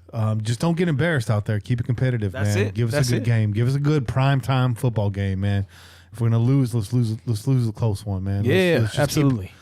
Put some points So on the board. are we all in agreement that we might lose this game next I think week? we all I'm gonna got say L's. might because I'm a Raider fan. No, I think we all got L's in our predictions, bro. I'm pretty sure that our predictions going in, we all had L for this game. I mean, I could be wrong, but I'm pretty sure you, me, No, Bobby, I had and an L. I think the first home game we win will be against the Bills. I'm pretty sure I'm pretty sure who had the one. Bobby has the one win. Bobby, Bobby's got that Bobby Hope, bro. Bob Hope. It's Bob Hope, bro. It's Bob Hope. Yeah. Bob Hope next week. That's it. But we came prepared. We didn't catch an L. Pillaging Podcast going to get that W next week. Yeah. And Kane's a big part of that. Thanks for coming on the show again tonight, That's brother. right. And I'll talk to you tomorrow. Hey, for sure, man. It's good talking to y'all, man. And I miss being on fucking Zoom. I wish we could have kept doing that. Hey. That shit was cool. You know what I'm saying? But we got to do our studio thing, man, because the Pillaging Podcast. Hey, you know what I mean? Once you make that relocation, you'll be a little bit closer. We'll get you back in studio on the regular. Hell yeah. And that's what we're looking Hell for. yeah. Right. All That's right. right. Hey, everybody keep their fingers crossed. You know what I mean? Because all I'm doing is waiting for the word, baby. That's right. That's it. And it's coming, brother. It's coming. You know you got that. You never catch a nail. Kane, get some rest, brother. Love you, man. And talk to you soon. Love you, dog. Talk to y'all later. Peace. Peace. Wow, always great. Kane brought it tonight, man. He came Oh, to play. hell yeah. Came Hell to yeah. play. Very Hell sharp. yeah. Hell yeah. Hey, these phone calls are stacking up in a major way. Get on those. Yeah, we're going to get on them right now. And then we'll shoot the shit for a little bit after this. Well, Let me hit the head real quick. I'm going to hit the head real quick. Yeah. You get that first one in. Yeah, I'm going to get some of these phone calls off. And as we get towards the end, I'll open the phone line. If you want to call in live, please do so. Shout out to Raider Rich. Raider Rich, very generous tonight. Thank you. He says Derek Carr needs to take advantage of them 9-man boxes. I know, and they said it during the broadcast. When you see him stacking the box, that makes quarterbacks salivate. So, a lot of play changes at the line, but nothing that netted anything real large. So, eyes on that moving forward. We're going to go to the 760. This is a familiar voice. What's up, Pillagers? Flop. It's been a long time. Fucking one. Today is a good day. Famous word to Ice Cube. What a game. Looked good. Defense looked alright. I don't got nothing to bitch about, which is probably the first time in a long time I haven't bitched about the Raiders. And hope you guys are all doing well, being safe. I've been traveling, doing all kinds of dumb shit for this fucking job, and haven't been able to call. Still listen. Hope you all doing well. Let's go, Raiders.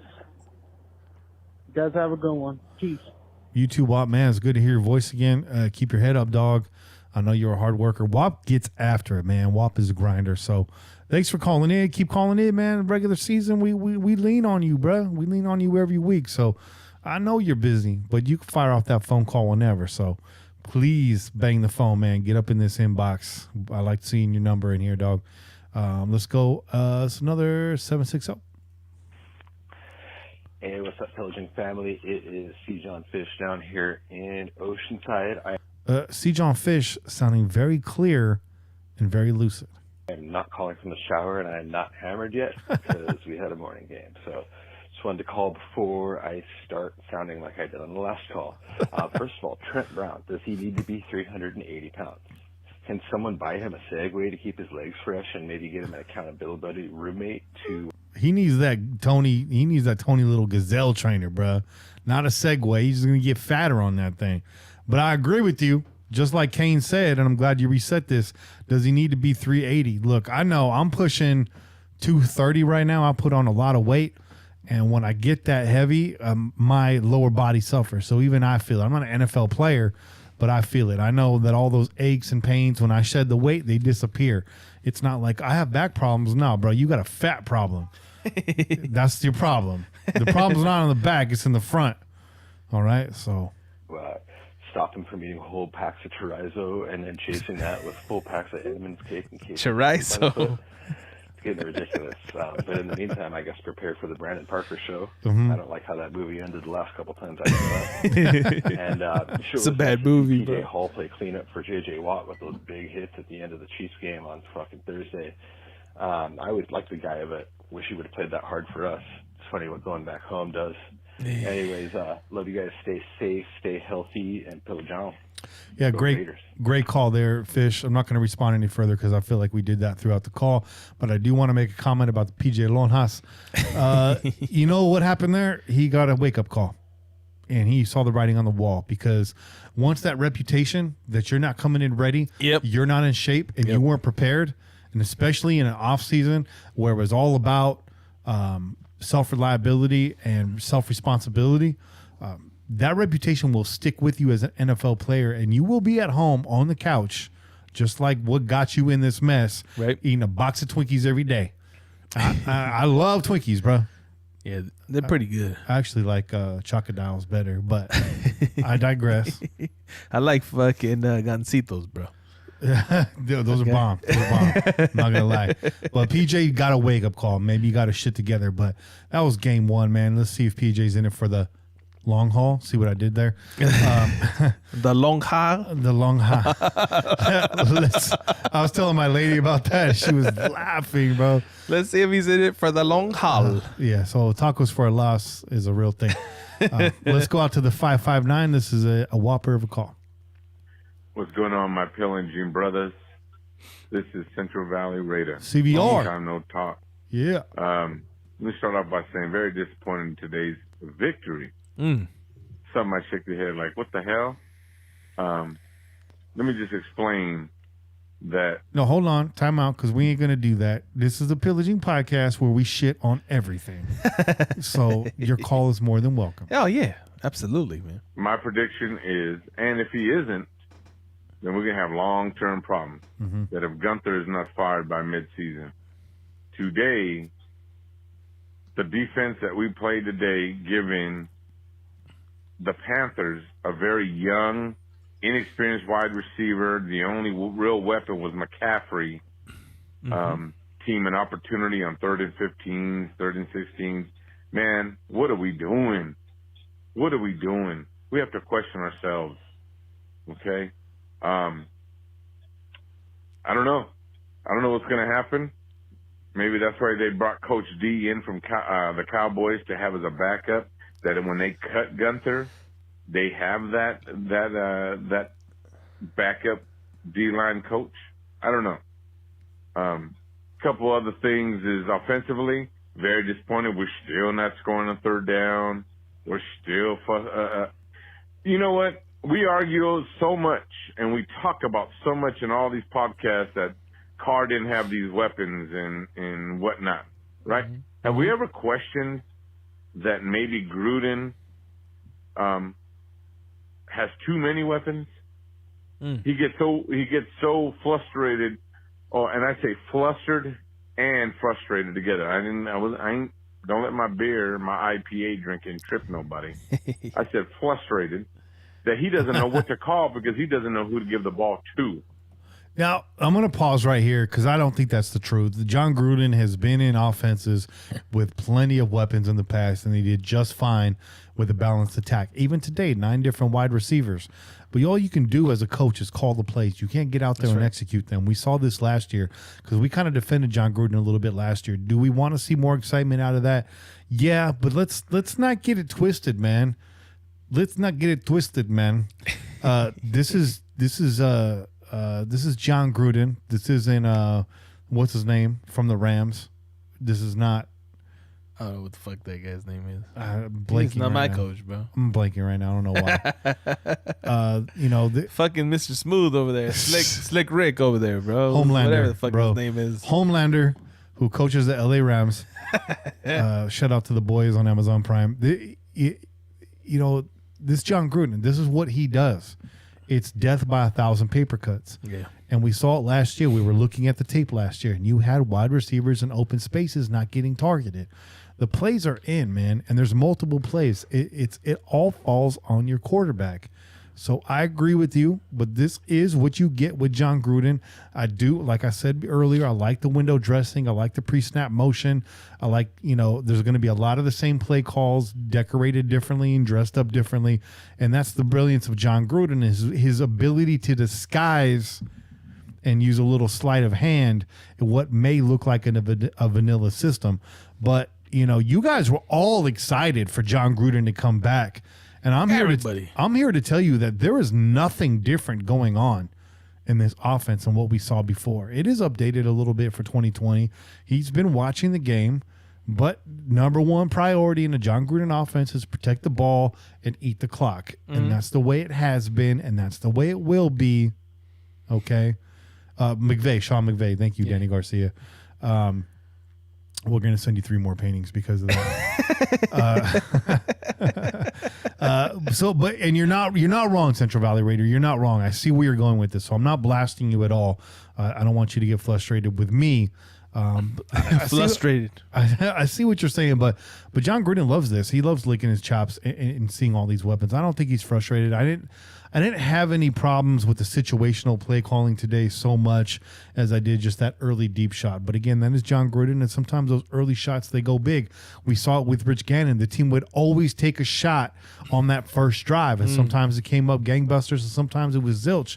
Unfortunately, this time we couldn't convert the third down, and we're off the field. But, it's in there. You're going to dial up these calls. Ruggs has put in bubble wrap in that second half. So let's see. Next week should be balls to the wall. All of us except Bob Hope have the L in our prediction column. But what I would like to see is put some points on the board. If we lose next week, Che, like 42-35, you're going to have some positive takeaways. Absolutely, man. Absolutely, for sure. Because we're talking about a defense that's still trying to gel, with a lot of new pieces, a lot of moving pieces, right? And an offense that has added some weapons. So if you're seeing points on the board, you're seeing them compete with a team that has a longevity in the playoffs, of making the playoffs and being a contender and being considered one of the top 2, 3, 4 teams in the league. Yeah. You should feel good about that. You should feel good about your team playing close. Now, you start to feel differently if you're being blown out the whole fucking game and then you get some fucking last minute bullshit points in the fourth quarter when the game's already lost. Yeah. Right? If you see that, then yes, absolutely feel some kind of way. Absolutely be angry about it. But if this team goes toe to toe with them and falls a little short, there's a lot of positives to take away from that, man, for sure. Now, if we get down by like 17 next week and this offense does not adjust and we keep handing the ball off, you're going to hear me blasting John Gruden on Monday night. So I'm not so, again, I'm going to let you continue. Kanye West over here. I'm going to let you continue. I'm going to let you talk. I don't think you're entirely wrong, but I think it's a little too early to be pulling that. We got the W today. They put, how many points on the board today? What was the final again? Who you talking about? Our game? Yeah, today. It was 34-30. Yeah, so 34 points on the board. Let's pump the brakes on the offense. We rolled the hot hand, and we didn't change what was working. But if next week it ain't working and we don't change, flamethrower time. Yeah. Yep. You know what I'm saying? I don't know. Just irritated with, we got so much elite speed, athleticism on the field, he might not know what to do. At the end of the day, it goes back to when I was coaching junior high, high school, JUCO football. KISS. Keep it simple, stupid. Central Valley Raiders out. I'm tired of bitching. Next week we got the Saints. These guys ain't no joke. So we better get together. Hey. Las Vegas Raiders. Ride till I die. All right. Out. Thanks for calling in, Central Valley Raiders. Hell It's been yeah. a long time. Hell yeah. Hey, man, it's good to hear all these voices coming out the woodwork. We had WAP. We had C. John Fish, Central Valley Raider. It must be the regular season. Oh, man, I missed WAP cost. God damn. Yeah, it was short and sweet. Hey, I miss WAP, man. We hadn't heard from WAP in a long, long time, man. WAP, I'm glad to hear that you left a voicemail because that lets us know that you're doing all right, brother. Yeah. So if you missed the call, Che, just want to let you know Pillaging Podcast available wherever podcasts are found. Hey, man, I'm the one that tunes in. I know I'm you the one do. that gives us extra listens. know. Don't come at me with that shit. Che's got the click farm in his house. He's got 50 phones tuned in to all the different services. Every fucking device is listening to the Pillaging Podcast. Randomizing his IP address every 15 minutes. Let's go out to the 626. What's good? What's going on, guys? This is David, a.k.a. Straight Right Sports. Oh, right on. Okay. Well, we escaped with the win today, but hey, a win is a win. I got 4 major issues with this game. Okay. The first is the defense as a whole, primarily the pass rush. Where is it? Yeah. So first, I think we did address that. And I think almost every fan around the league is probably saying the same things about their defense this week. Or at least half of them, right? Defenses, again, preseason, that's where the defense sharpens their sword. So let's keep it going. Second, Trent Brown, who was MIA again. And I found it interesting that before the game, when the players were standing hand in hand, Trent was standing alone. It makes you think, is there some character issues going on? He's got sweaty hands, bro. I mean, you're not 6'8", 380 and not have sweaty hands, bro. You know, that's all it is. Hey, bro. yeah, man. Nobody wants that juice on them, bro. Come on. That's gross. 3, the use of rugs in the second half. If the kid's hurt and you know you're not going to throw him the ball after a monster first half, then why not use Nelson and let the kid rest? 4, what the hell happened to Brian Edwards? Anyways, you better clean this up because this shit ain't going to fly against New Orleans. Love the podcast. Go Raiders. Hey, we love you too. appreciate you, brother. We love you too, David. Yeah, I mean, everyone's saying the same thing. New Orleans coming to town next week. Better get your shit together. The other thing, too, keep in mind, John Gruden and all good head coaches, they play the long game. You're not going to show all your cards week 1. Carolina's not a team that we needed to do that against. Hey, Jacobs is rolling. We're averaging, like 4 yards a carry or something like that. Hey, just keep it rolling. Let's keep some of these cards in the deck next week. Yeah. We got to have some twists and turns. Hopefully, right? Fingers crossed that's what's coming. So, No, and you know what? Back to what I said earlier, too. The reason why you put Ruggs back out there is because he's already caught their attention, bro. I know that, it makes sense, okay, go. If he can't really make plays or if you're not going to go to him, then put somebody else out there that can make those plays. yeah. But he already got their attention. Yeah. So they're banking on the fact that they're going to put eyes on him and they're going to be concerned about him because if he's on the field, then he's got an opportunity to make plays. Yeah. Right? And so you use him as a decoy. Now, I don't know. How long do you let that decoy play and how long before the defense says, okay, he's just out here to grab our attention and take it away from other players, right? That's something that the coach has to decide. I didn't really see it become a problem because like we said, we scored 34 points. Man, we put some points on the board this week. It was good. We had a series that probably should have gone for a touchdown that got cut short late there in the game. But other than that, man, I mean, there's not a whole lot. There's not too much to complain about. The early series, that one series late in the game, that's pretty much it, man. That's pretty much the only thing that I can say. Like, oh, that's our offense didn't look good on those series, man. And they're not going to put this all on film in week one. And it's if this game isn't as close, maybe they sit down Ruggs. Yeah. But it's a lot like a boxing match. You get hurt early. You get hurt. You get that cut on the left eye. Don't put the left hand over the eye. Start throwing that left hand. Yeah. Put that left hand out there. Don't let him know you're hurt. Lead with the left. Don't protect with the left. Throw it out there. You know what I mean? So that's what they did with Ruggs. Yeah, he wasn't burning it up, but he was out there. Maybe the kid wanted to play. Maybe the kid was begging to play in the locker room. In fact, it was kind of quiet. I didn't even see exactly the point that Ruggs came back. Do you know at which point Ruggs came back?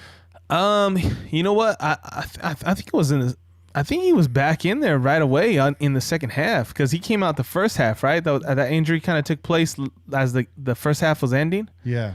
So I think he came out immediately in that first series, and I was like, okay, he's back on the field. That's a good sign. Yeah. And I think immediately after that, because after the first half ended, I was like, what the fuck is Brian Edwards? Exactly what he said. I was like, what? How come he hasn't even gotten a look? Because they haven't thrown the ball his way once in the first half. And they immediately threw the ball to him. And then, lo and behold, that was the last time they threw the ball to him, right? But it's exactly that, right? It's put Ruggs out there, let him be a decoy, don't further injure him. But he has their attention. He's been one of our major weapons so far in the game. So put him out there. If he can run, if he can move, then it makes sense to get him out there and cause a distraction, allow Jacobs, Waller to get off on this defense. And we don't know. It could have been Carr that lost trust in Ruggs. It's true. And not the That's play true. caller. So, but the one thing I'll say about ankle injuries, whether it's a sprain or a ligament tear, they all feel the same for the first 15 minutes. They all feel, you think the world's ending. And then 20 minutes later, you'll be like, actually, no, it's all right. Or you're getting wrapped up and iced. Yeah. All ankle injuries feel pretty bad. Or you just tighten the fucking shoelace and you act like nothing happened. Yeah. And then when you fucking end the game and your shit fucking blows up, then you're like, oh, it's worse than I thought. But don't take the shoe off. That's a rookie mistake. That's at the end of the game, bro. What you got to do? You ain't going to sleep with the goddamn cleat on. No, yeah. If you're going to play, keep that shoe on because this shit's going to blow up like a fucking watermelon, dog. You go to the sideline, you tighten that fucking lace up. Yeah. You say, this is probably going to swell up, so let me just keep moving until the end of the game. Right. But good call, man. Good call outs. You could tell it's early in the season because we're optimistic. When we start losing and you guys start getting hopeful for next year, we will get negative on schedule. I like to cool There's off. a little negativity for your asses. But it's good. Those are all valid call outs, man. Very, very valid concerns. Hell yeah. I always like to call out the Google transcripts when they do something funny. And so I haven't heard this call yet, but it opens with Candy Cane Bobby. It's Jay from Colorado. So shout out to Candy Cane Bobby. Más dulces por el Bobito. Candy Cane Bobby. Let's go. Kenny, Kane, Jay, Bobby. It's Jay from Google transcripts just completely left your name out. Jay. Yeah, man. What the fuck? I'm gonna have to what get the on. Fuck Google transcripts. Bullshit, son. I'm gonna have to get on the horn. Bullshit. They don't know Spanish this way. Yeah, I just say get on the horn like I'm 70 years old. Let's reset this. All right, so this is the 970. Kenny, Kane, Jay, Bobby. It's Jay from Colorado. Just calling in after that big W. Hell yeah. Just had to watch the game while I was at work, so I was just catching bits and pieces here and there. Man, all in all, it seemed like the team was flying really well on offense. Obviously had some injuries and stuff that I'm hoping that the team can recover from very quickly. Otherwise, we're going to be kind of shallow, it seems like, for the season. You know, you never know. But all in all, it can go with a little less points scored on the defense, but I'll take a Raiders stopping them on fourth down for a win any day with that D. So, good to see the W. Good to call back in, you guys. Sorry it's been so long. Just whenever there's off-season stuff going on, I just don't really have much to say. I don't have any hot takes or nothing. But I don't know. Other than that, though, guys, go Raiders. We'll see you next week. Yeah, great call. Hey, thank you, brother. On his call. Again, about the injuries, Trent Brown, lingering injury, so that's concerning. Sam Young with a groin, he's not coming back anytime soon. If Ruggs rolled the ankle, but he was back out there, I'm thinking that's not serious, because if it is, you're not walking around on that ankle. Hell no. But the biggest concern I have is with Nick, because they ruled him out for the game almost immediately. Yeah. And that's not a good sign. Yeah. If he's saying, I can't go, I can't go. Well, you know what, though? when they panned over him on the sideline, and I was like, oh shit, he's out of the game. He looked like he may have gotten concussed. He looked like he had a little bit of a headache, bro. He was kind of doing the wincy face. So, I not that I'm hoping that he has a concussion, but that's something that we know with a little bit of time, maybe a week off, he could get back in there. Yeah. If it's something else, an arm, ligament, whatever, that joint, that's something different. We'll have to wait and see what happens. We'll have to see what comes out. Absolutely.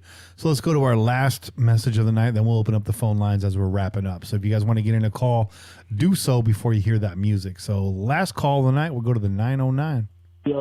Yo, what's up, Pillaging Podcast? This is ISO Cali. I want to say thank you guys for the Mother's Day shout-out. You guys are from my family. Hey, word. Let's talk Raiders. Chef. Let's talk Raiders. The first thing that I like about the offense was Derek Carr. I'm always giving shit to Derek Carr, and he actually stepped up today. There you go. I like what I seen. He took control. He spread the ball. Yeah. To Ruggs. When Ruggs got hurt, spread the ball to started hitting Darren Waller. He started hitting Nelson Aguilar, Renfro. I like everything that I've seen on the offensive side. Josh Jacobs, Rookie of the Year. They sold it from him. Yeah. But he came out and made a statement, man. He came out and made a statement. On the defensive side of the ball, Eric Harris, he's still getting burned. Eric Harris is still getting burned. I think we need to improve in that area. Also, the defensive line needs to. Let me defend Harris one last time. Harris was not burned on that play. Harris is right where he needed to be. He just took a bad angle. A little bit early, and whiffed on the arm tackle. So, I guess I'm splitting hairs. But he get beat deep. He didn't get beat deep, so you could say that. You could say he was not burned. He took a bad angle in terms of him coming in for the tackle, and that led to a big play. But he was ahead of the play, and that's what we want to see from our defenders. We don't want anybody chasing. We want people ahead of the play so they can come downhill and make a play on the ball. There you go. Push. Defensive line needs to push. Drew Brees, if we're going to even have a chance next week. But I did love the way we shut down McCaffrey. McCaffrey's hard to be stopped, but we did shut him down. That's one thing about our defense that I did see. Abram was flying out there, hitting people. It was amazing. Yeah. It was amazing. Thank you once again. I appreciate you guys. Be safe, man. Appreciate you too, brother. Yeah, be safe, man. Good to hear from you. Let's go ahead and turn off this call forwarding. So if you guys want to call in, 408-909-PJFF. Hey. That's PJFF. All right. So let me go back over to my notes here. So first of all, I want to say shout out to everybody that's in the chat tonight. The chat is always robust, but today it is bursting at the seams. You guys are awesome. The calls that we got, huge, right? Hell yeah. A lot of great calls. A lot of people returning. I called you guys out last week. I said the regular season is about to start. And lo and behold. Right? So here you are, man. And we get it, man. We're over here sometimes scraping the barrel. Hell yeah. In the offseason. Like, you hear me dissing fucking coach's wife's fucking face mask the other day.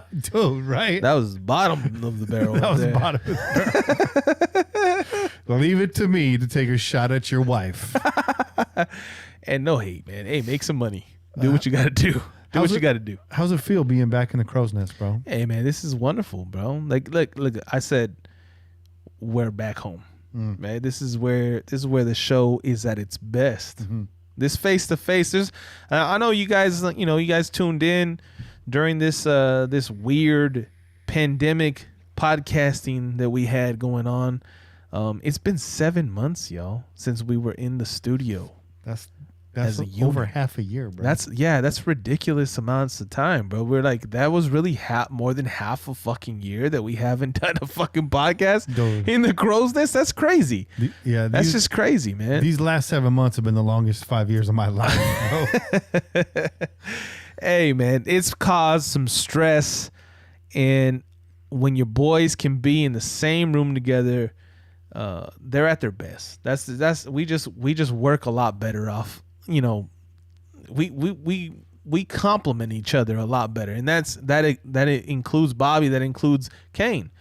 Anybody that's tuned into the Tailgate podcast from last season can see that we work well when we're all in the same area, when we're all next to each other, and we can kind of bounce what we're talking about off of each other.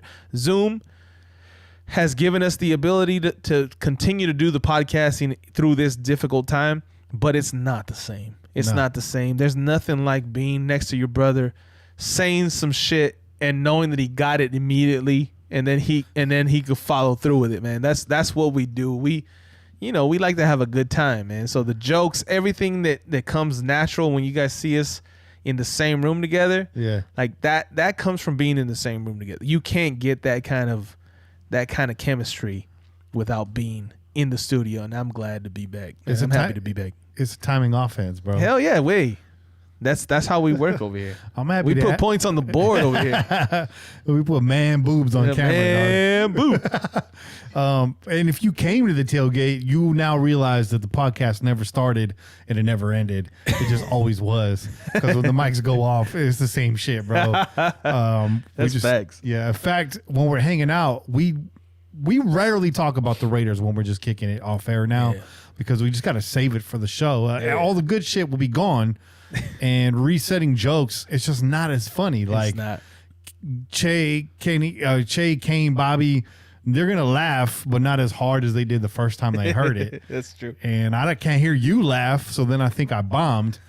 So we got to keep it fresh. And lately we've been talking disc golf, and I got to apologize for last week wearing my disc golf hat on the Raiders podcast. So anyways, we're out there banging chains, man. Bang bang. Not to say we never talk about the Raiders, but we're trying to bottle it for the show now. Well, yeah, we try to keep all that energy for you guys because we know that that's important. And I think that's the biggest thing that Kenny's touching on is the first time you say something is the best reaction you get. So when you say something and then you try to like reset that take when you come back on air, like it's not the same. It's not the same. So we try to avoid Raider talk as much as possible, as at least when we're not talking about, production and, preparing for fucking Preparation X, Preparation X, Preparation H, Preparation W. When we're not preparing for the show, we try to talk about other things. And disc golf has been one of those things, man. Hey, we're out there chucking discs. Chucking discs. Chuck it, disc golf. Chuck it, disc golf. I think also it's a testament to friendship. Like our friendship extends beyond this. Oh yeah. I know I started talking to you because you wore a Raiders hat to a meeting one day. Yeah. And so that was in the summer. Yeah. That's the only time that we can wear our like sports attire. That's right. Because other than that, we get fucking called out for it. And we were deep in the shit, cleaning everything out, moving stuff. So we bonded over that. But our friendship with Bobby, with you, with Kane, absolutely, it's multifaceted. So we have more to talk about. It's like, we're not doing the show. Hey, let's chop it up about this, because as much as we've gotten props for talking about food spots and all that shit on the air, we also get blasted. They're like, just get to the point. I think it was 2 weeks ago, someone commented 20 minutes in and still no Raiders talk. You know what? Fast forward, bro. Fast forward. Hey, tune in the next fucking day then, dog. If the live show drags on too much for you, and we love to have you guys on air, like chatting it up so we can see what you want and see what you're talking about. But if it really bothers you, then tune into the edited version where you can fast forward and get past the things that you don't like about the show. We don't care, man. We're not going to be offended. It doesn't affect us. It doesn't make me feel bad, because I'm going to do what I do. Kenny's going to do what he does. That's Bobby's right. going to do what he does. Kane's going to do what he does. If you don't like that portion, move forward. Move forward. I'll just tell you this right now. This is not a radio show. This is a podcast. No. In living color. So Danny Dub says. It's a podcast. I gave props to Raider Nation Radio. Yeah. I'm going to cut loose a little bit right now. Yeah, cut loose. We're several weeks into Raider Nation Radio. Yeah.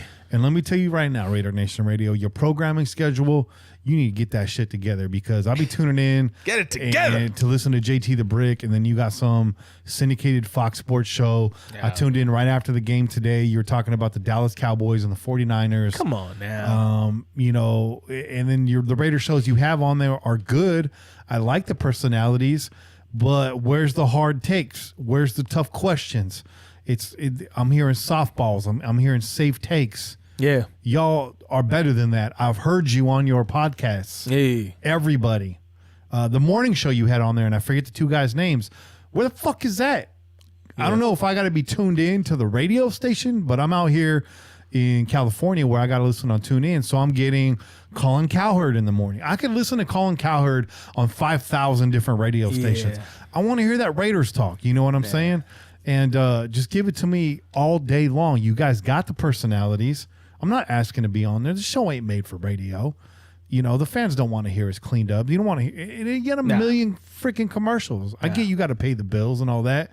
Fine. But give me that Raider talk, man. Give me that Raider. We can only get on the air one day a week. So I say all that to say this. We do appreciate Raider Nation Radio. It is nice to have a flagship again. Hell yeah. Like a real flagship. Hell yeah. But I want more out of it. God damn it. It's a regular season. I want more. If it was bad, I wouldn't want any of it at all. So there you go. If anyone's listening to this and you're like, oh, Kenny's hating on, no, I'm not. Yeah, we just want more, man. We're Raider fans just like you. We're Raider fans just like you, man. Yeah. We're glad you found us too, Danny Garcia. So glad you found the Pillaging Podcast. Shout out to you, bro. Hell yeah. Pillaging. Hell yeah. All right, looks like maybe the phone lines are going to stay quiet. People are like, well, they've said it all. We have said it all, and so have you. So I'm going to turn that off right now. And while I do that, Che, give some shout outs, man. Throw some shout outs. Listen, man, I'm going to come off the cuff because, you know, the bottom line is, you know, we haven't been paying attention to the files. At least I haven't been paying attention to the files on social media lately. No, me either. I haven't, bro. I haven't. That's just the honest truth. But listen, shout out to everybody that's in the chat today, man. Look, I'm not gonna get everybody, but Danny Dub's been live in the chat. Chevy Raider, Lizette's always there. Benny Hill, hey man, shout out to you. Danny Garcia, Shorty V, Raider Rich, a tribe called Quez is up in the chat. We haven't seen you in a while, bro. ISO Kelly, you know what? We saw Gent. We've seen a lot of our favorites. Rue was up in there. Bobby Wasabi, Kane was in there before he got on air. Look, we appreciate every single one of y'all. And just because I didn't mention y'all, that doesn't mean that we don't appreciate you, man. We appreciate everybody that tuned in, man. Today's, you know, we got some good views going on right now. And we hope to continue this. We know that we go as this team goes. We've seen it. When this team wins games, we also win in podcasting. This team loses, we can't find y'all motherfuckers, but we're going to keep putting this show out. And we appreciate all the donations that we've been getting, man. You guys don't understand how much that means to us.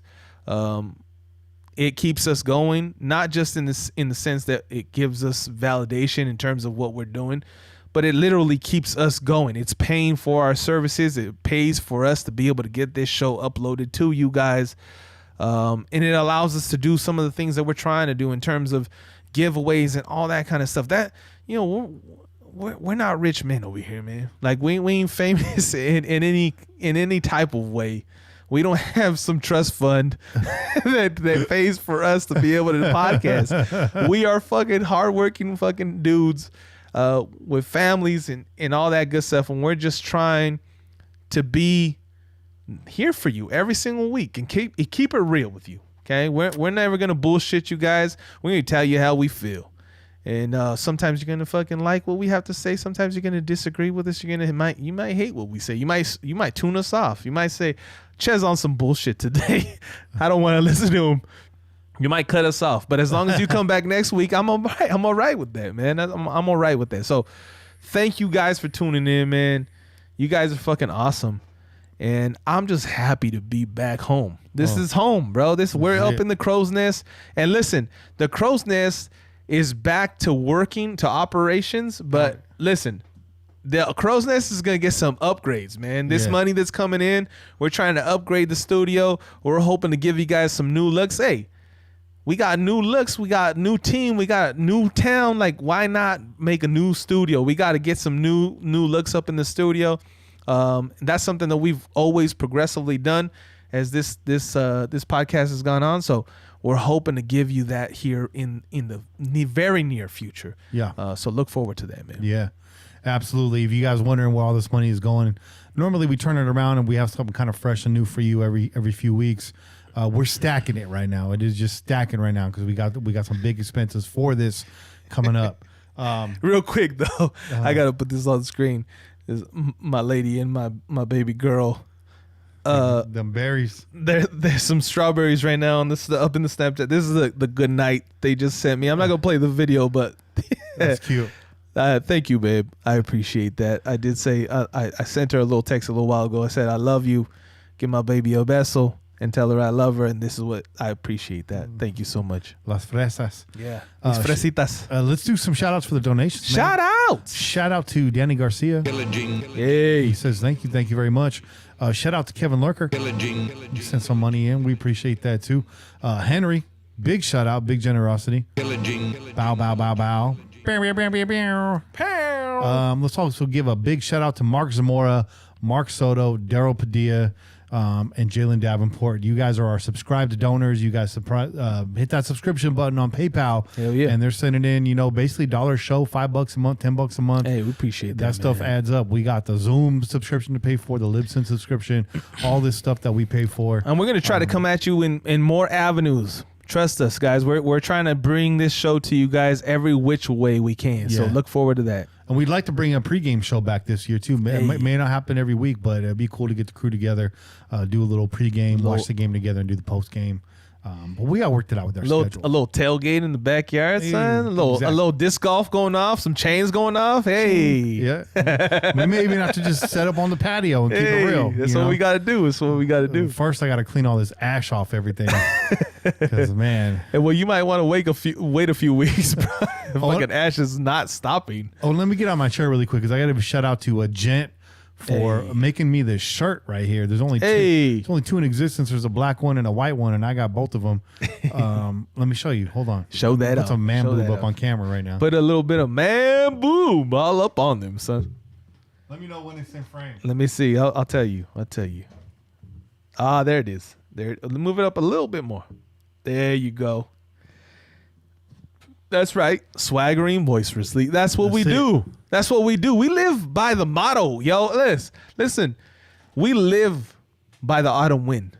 That's it. The autumn wind is what made this show possible. Okay, so yeah. If anybody who has a problem with us saying the shit that we say, blame the autumn wind. And a big shout out to Bobby Wasabi for coming in here. Hell yeah. What was that? Thursday or no, it was Friday. It was Friday for coming in and help setting the studio back up. Appreciate you, getting Bob. everything running. So yeah, we're a team over here, man. Everybody does their thing. I think that's all I got, bro. Hey, man, it's been a fucking good ass show. It has been. I don't think anyone's complaining right now. I think we getting what they wanted. We're all looking forward. We're all positive. We're all leaving this show chilled up and ready to go. New Orleans, bring that shit. Bring that shit. Let's go. So that's it for this week's show. Tune in every week wherever podcasts are found. Until next week, keep the wind in your sails and the rum in your mug. And Pillage on Raider Nation, this has been a production of the Crow's Nest Podcast Network. I'm Kenny Stapler, joined as always by your boy Chick. And we out here. Peace. Go Raiders.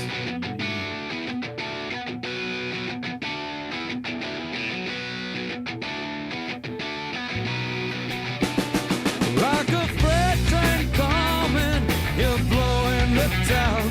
Like a diesel motor, you never shut down. With your pistons pumping, you're mowing them down. It's a sight to see, they all lay their money down. When you